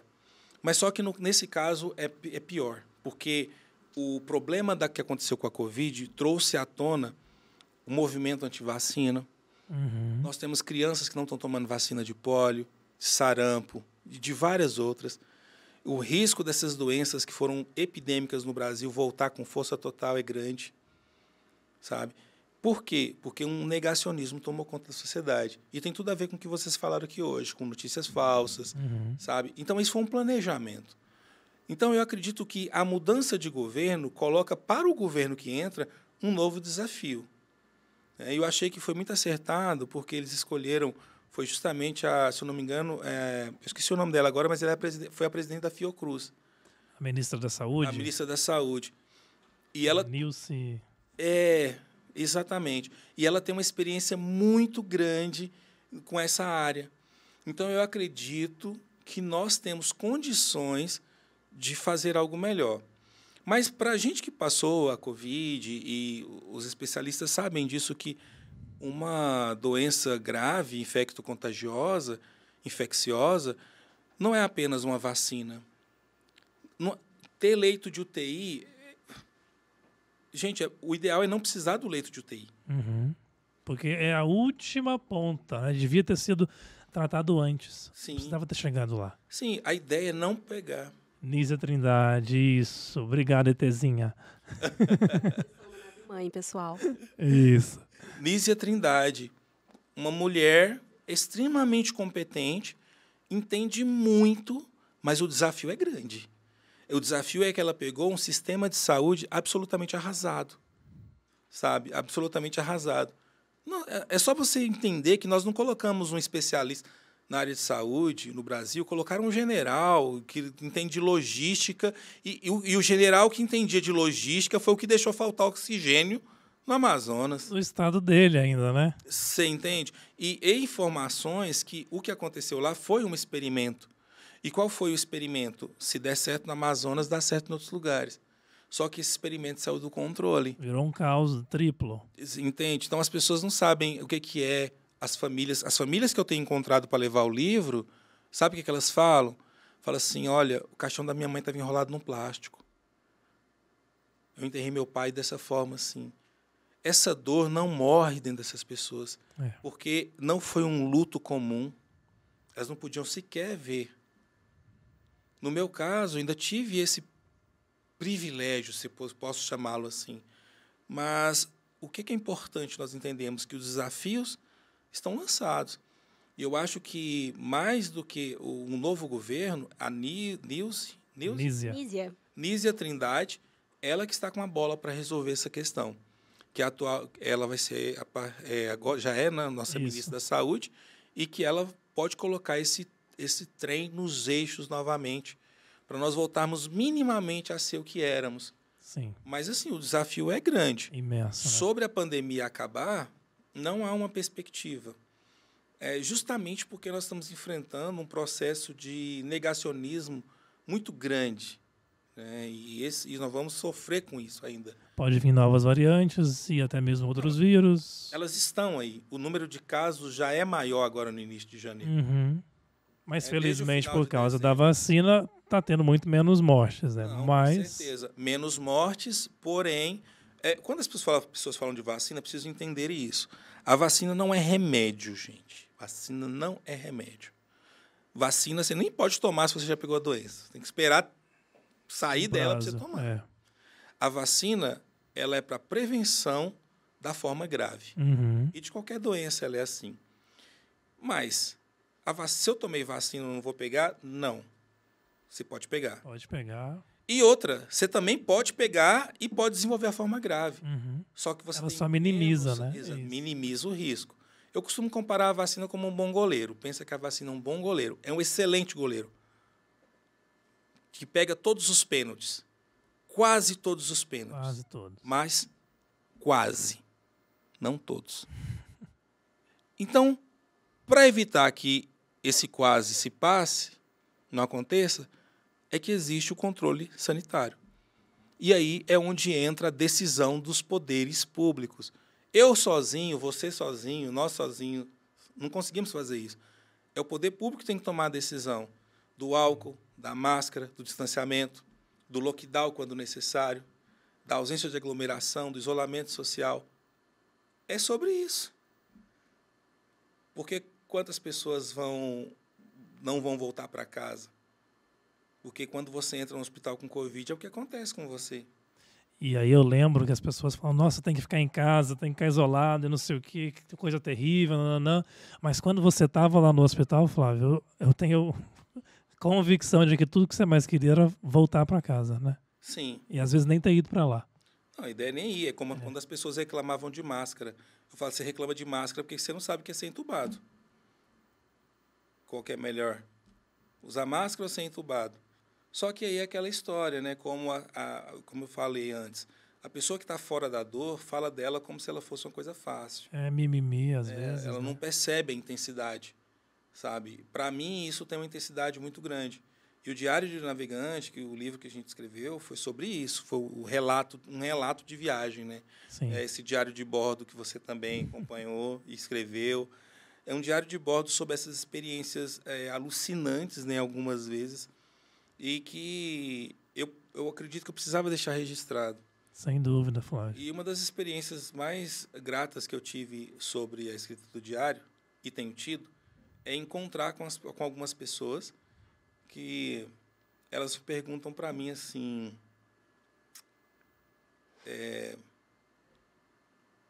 na verdade, eu fui entregar o livro para uma senhora. Na hora que eu estava saindo, ela falou assim... Professor, vem cá, eu posso te perguntar uma coisa? Eu falei, claro, pode sim. Ela falou para mim assim, o que aconteceu quando você entubou? Aí eu contei para ela o que aconteceu, narrei a experiência. Não vou contar na live de hoje. No próximo, a gente vai ter um episódio. Não vou contar, mas... Um outro livro. Pode ser, mas eu narrei tudo aquilo que eu vivi. E, assim, em poucos minutos, uns 5 minutos, talvez, ali, conversando com ela e contando o que aconteceu comigo, ela chorou e falou assim, professor, você tirou um fardo dos meus ombros que eu estou há 1 ano e meio desde que a minha mãe morreu de Covid. Olha Meu só. pai. Eu não imaginava que essa história poderia consolar. Então, por isso que eu tenho dito, somos todos navegantes. E por isso que nós temos o direito de não esquecer. Sabe, de lembrar que todas as pessoas que estavam no hospital lutaram bravamente, sabe, e que nós temos responsabilidade hoje de continuar lutando para que outros não vão. O livro é sobre isso, o direito de não ser esquecido e o direito de não esquecer que a gente é um navegante. Exatamente. Para a gente encerrar, querido capitão, quer ler um trechinho para a gente de algum momento que você... Uau. Sim. Para dar um gostinho para quem está em casa assistindo ou ouvindo a gente. Tá. É um livro vasto, né? São vários dias, cada um com uma emoção diferente. Eu lembro muito bem do momento que compete a mim e a Áurea Muniz, a tia Áurea Preciosa. Uhum. O tanto que oscilava bastante. Então... Como nós falamos de tempo, no dia 11 de julho, 2 dias antes de meu filho falecer, eu escrevi um texto. Que o título dele é Dando Tempo ao Tempo. Neste domingo, falamos com o Dr. Alessandro, nefrologista intensivista, e também com a competente fisioterapeuta Lana. Os exames demonstram que a infecção grave segue sendo controlada com antibiótico terapia. As funções renais seguem preservadas. Hoje, ele está pelo 4º dia consecutivo e segue em ventilação de suporte, com taxas de oxigênio sanguínea em bons parâmetros. Na madrugada passada, ele se manteve acordado e em contato com a equipe. Quando entrei para visitá-lo, apesar de sedado, conseguiu interagir comigo. Mais um dia de vitória para o nosso lutador. A fisioterapeuta Lana fez exercícios musculares com ele e comentou comigo. A força dele é impressionante. Principalmente para quem utilizou bloqueadores musculares por tanto tempo. O tempo, para além de uma grandeza física, é subjetivo, pois cada um pode ter uma percepção diferente. Como disse Henry Van Dyke, o tempo é muito lento para os que esperam, muito rápido para os que têm medo, muito longo para os que lamentam, muito curto para os que festejam, mas para os que amam, o tempo é eterno. Entre o Cronos, o tempo do homem, e o Kairos, o tempo de Deus, e o tempo da história, e o tempo da vida tem seu próprio ritmo. Tudo tem o seu tempo determinado e há tempo para todo o propósito debaixo do céu. Sim. Que venha o tempo de cura. Agradeçam a Deus pela vida do Lucas. Seguimos viagem até chegarmos ao Porto Seguro. Esse foi o relato do dia 11 de julho. E para ler todos os relatos, está aqui. Diário de um Navegante na Covid-19. Esse livrinho aqui, que foi escrito com muita lágrimas, muito sangue, muita garra, mas sobretudo muita vida, né? E eu pensei, antes da gente entrar no ar, de ler um trecho, mas agora, depois dessa, eu vou ler um pedacinho do epílogo, as notas finais dessa navegação, que foi escrito pelo nosso capitão, tá, gente? Essa parte. Esta viagem começou de forma inesperada. Fomos levados por rotas desconhecidas e talvez nem tenha terminado. Fui e, quando regressei, já não era mais o mesmo. Logo, uma parte de mim se perdeu no imenso universo. Uma estranha dor se tornou companheira e inquieta. Escrever minha experiência acabou se tornando uma forma de exorcizar minhas dores e angústias e, simultaneamente, cultivar esperança e fé em nossos corações, cultivar esperança e fé nos corações incrédulos. Sou um sobrevivente de um assassinato em massa promovido pelo governo brasileiro. Nunca esquecerei o que vivi e passei como paciente Covid e como pai de uma vítima fatal. Nunca o passado esteve tão presente em minha vida. Pessoas me perguntam se tenho lembranças de ser entubado, como você disse. Das fases críticas, sim, as tenho. E isso é uma dádiva, mas também um fardo. Lembrar sem ressentir é um desafio para não pagar 2 vezes uma conta que já foi paga. Sobre as memórias de quando estive internado, é uma longa história para outro momento, outro livro, outro episódio. Mas em uma das visões ou alucinações que tive imediatamente após a extubação, eu me via chegando a um porto com companheiros de viagem e, logo após, partia sozinho em um barco, rumo ao pôr do sol. Eu interpreto esse texto de muitas formas e eu espero que esta partida em rumo ao pôr do sol demore muito. Há um caminho que temos que seguir. Eu não. Ei, Flávio. Há um caminho que temos que seguir. Há uma viagem que todos temos que fazer. Há despedidas indesejadas, há corações partidos, mas a eternidade é logo ali.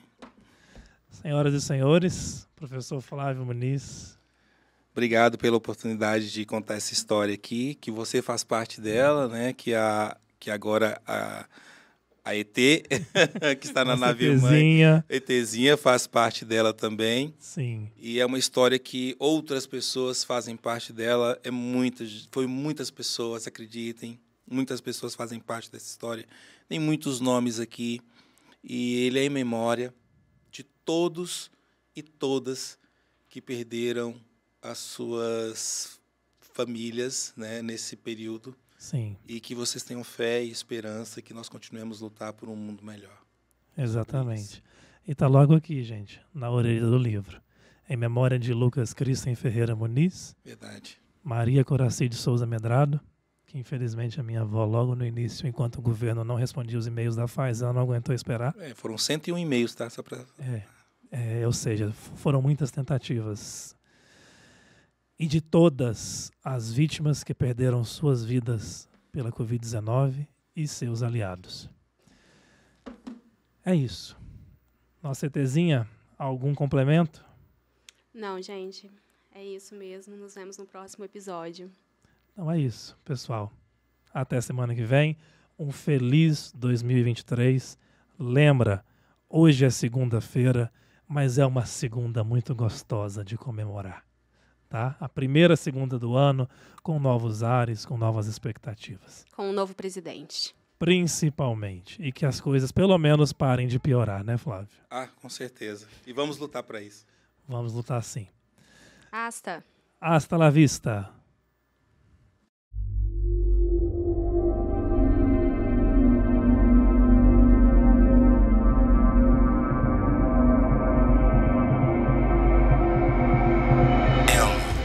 Nine, 8, 7, 6, 5, 4, 3, 2, 1.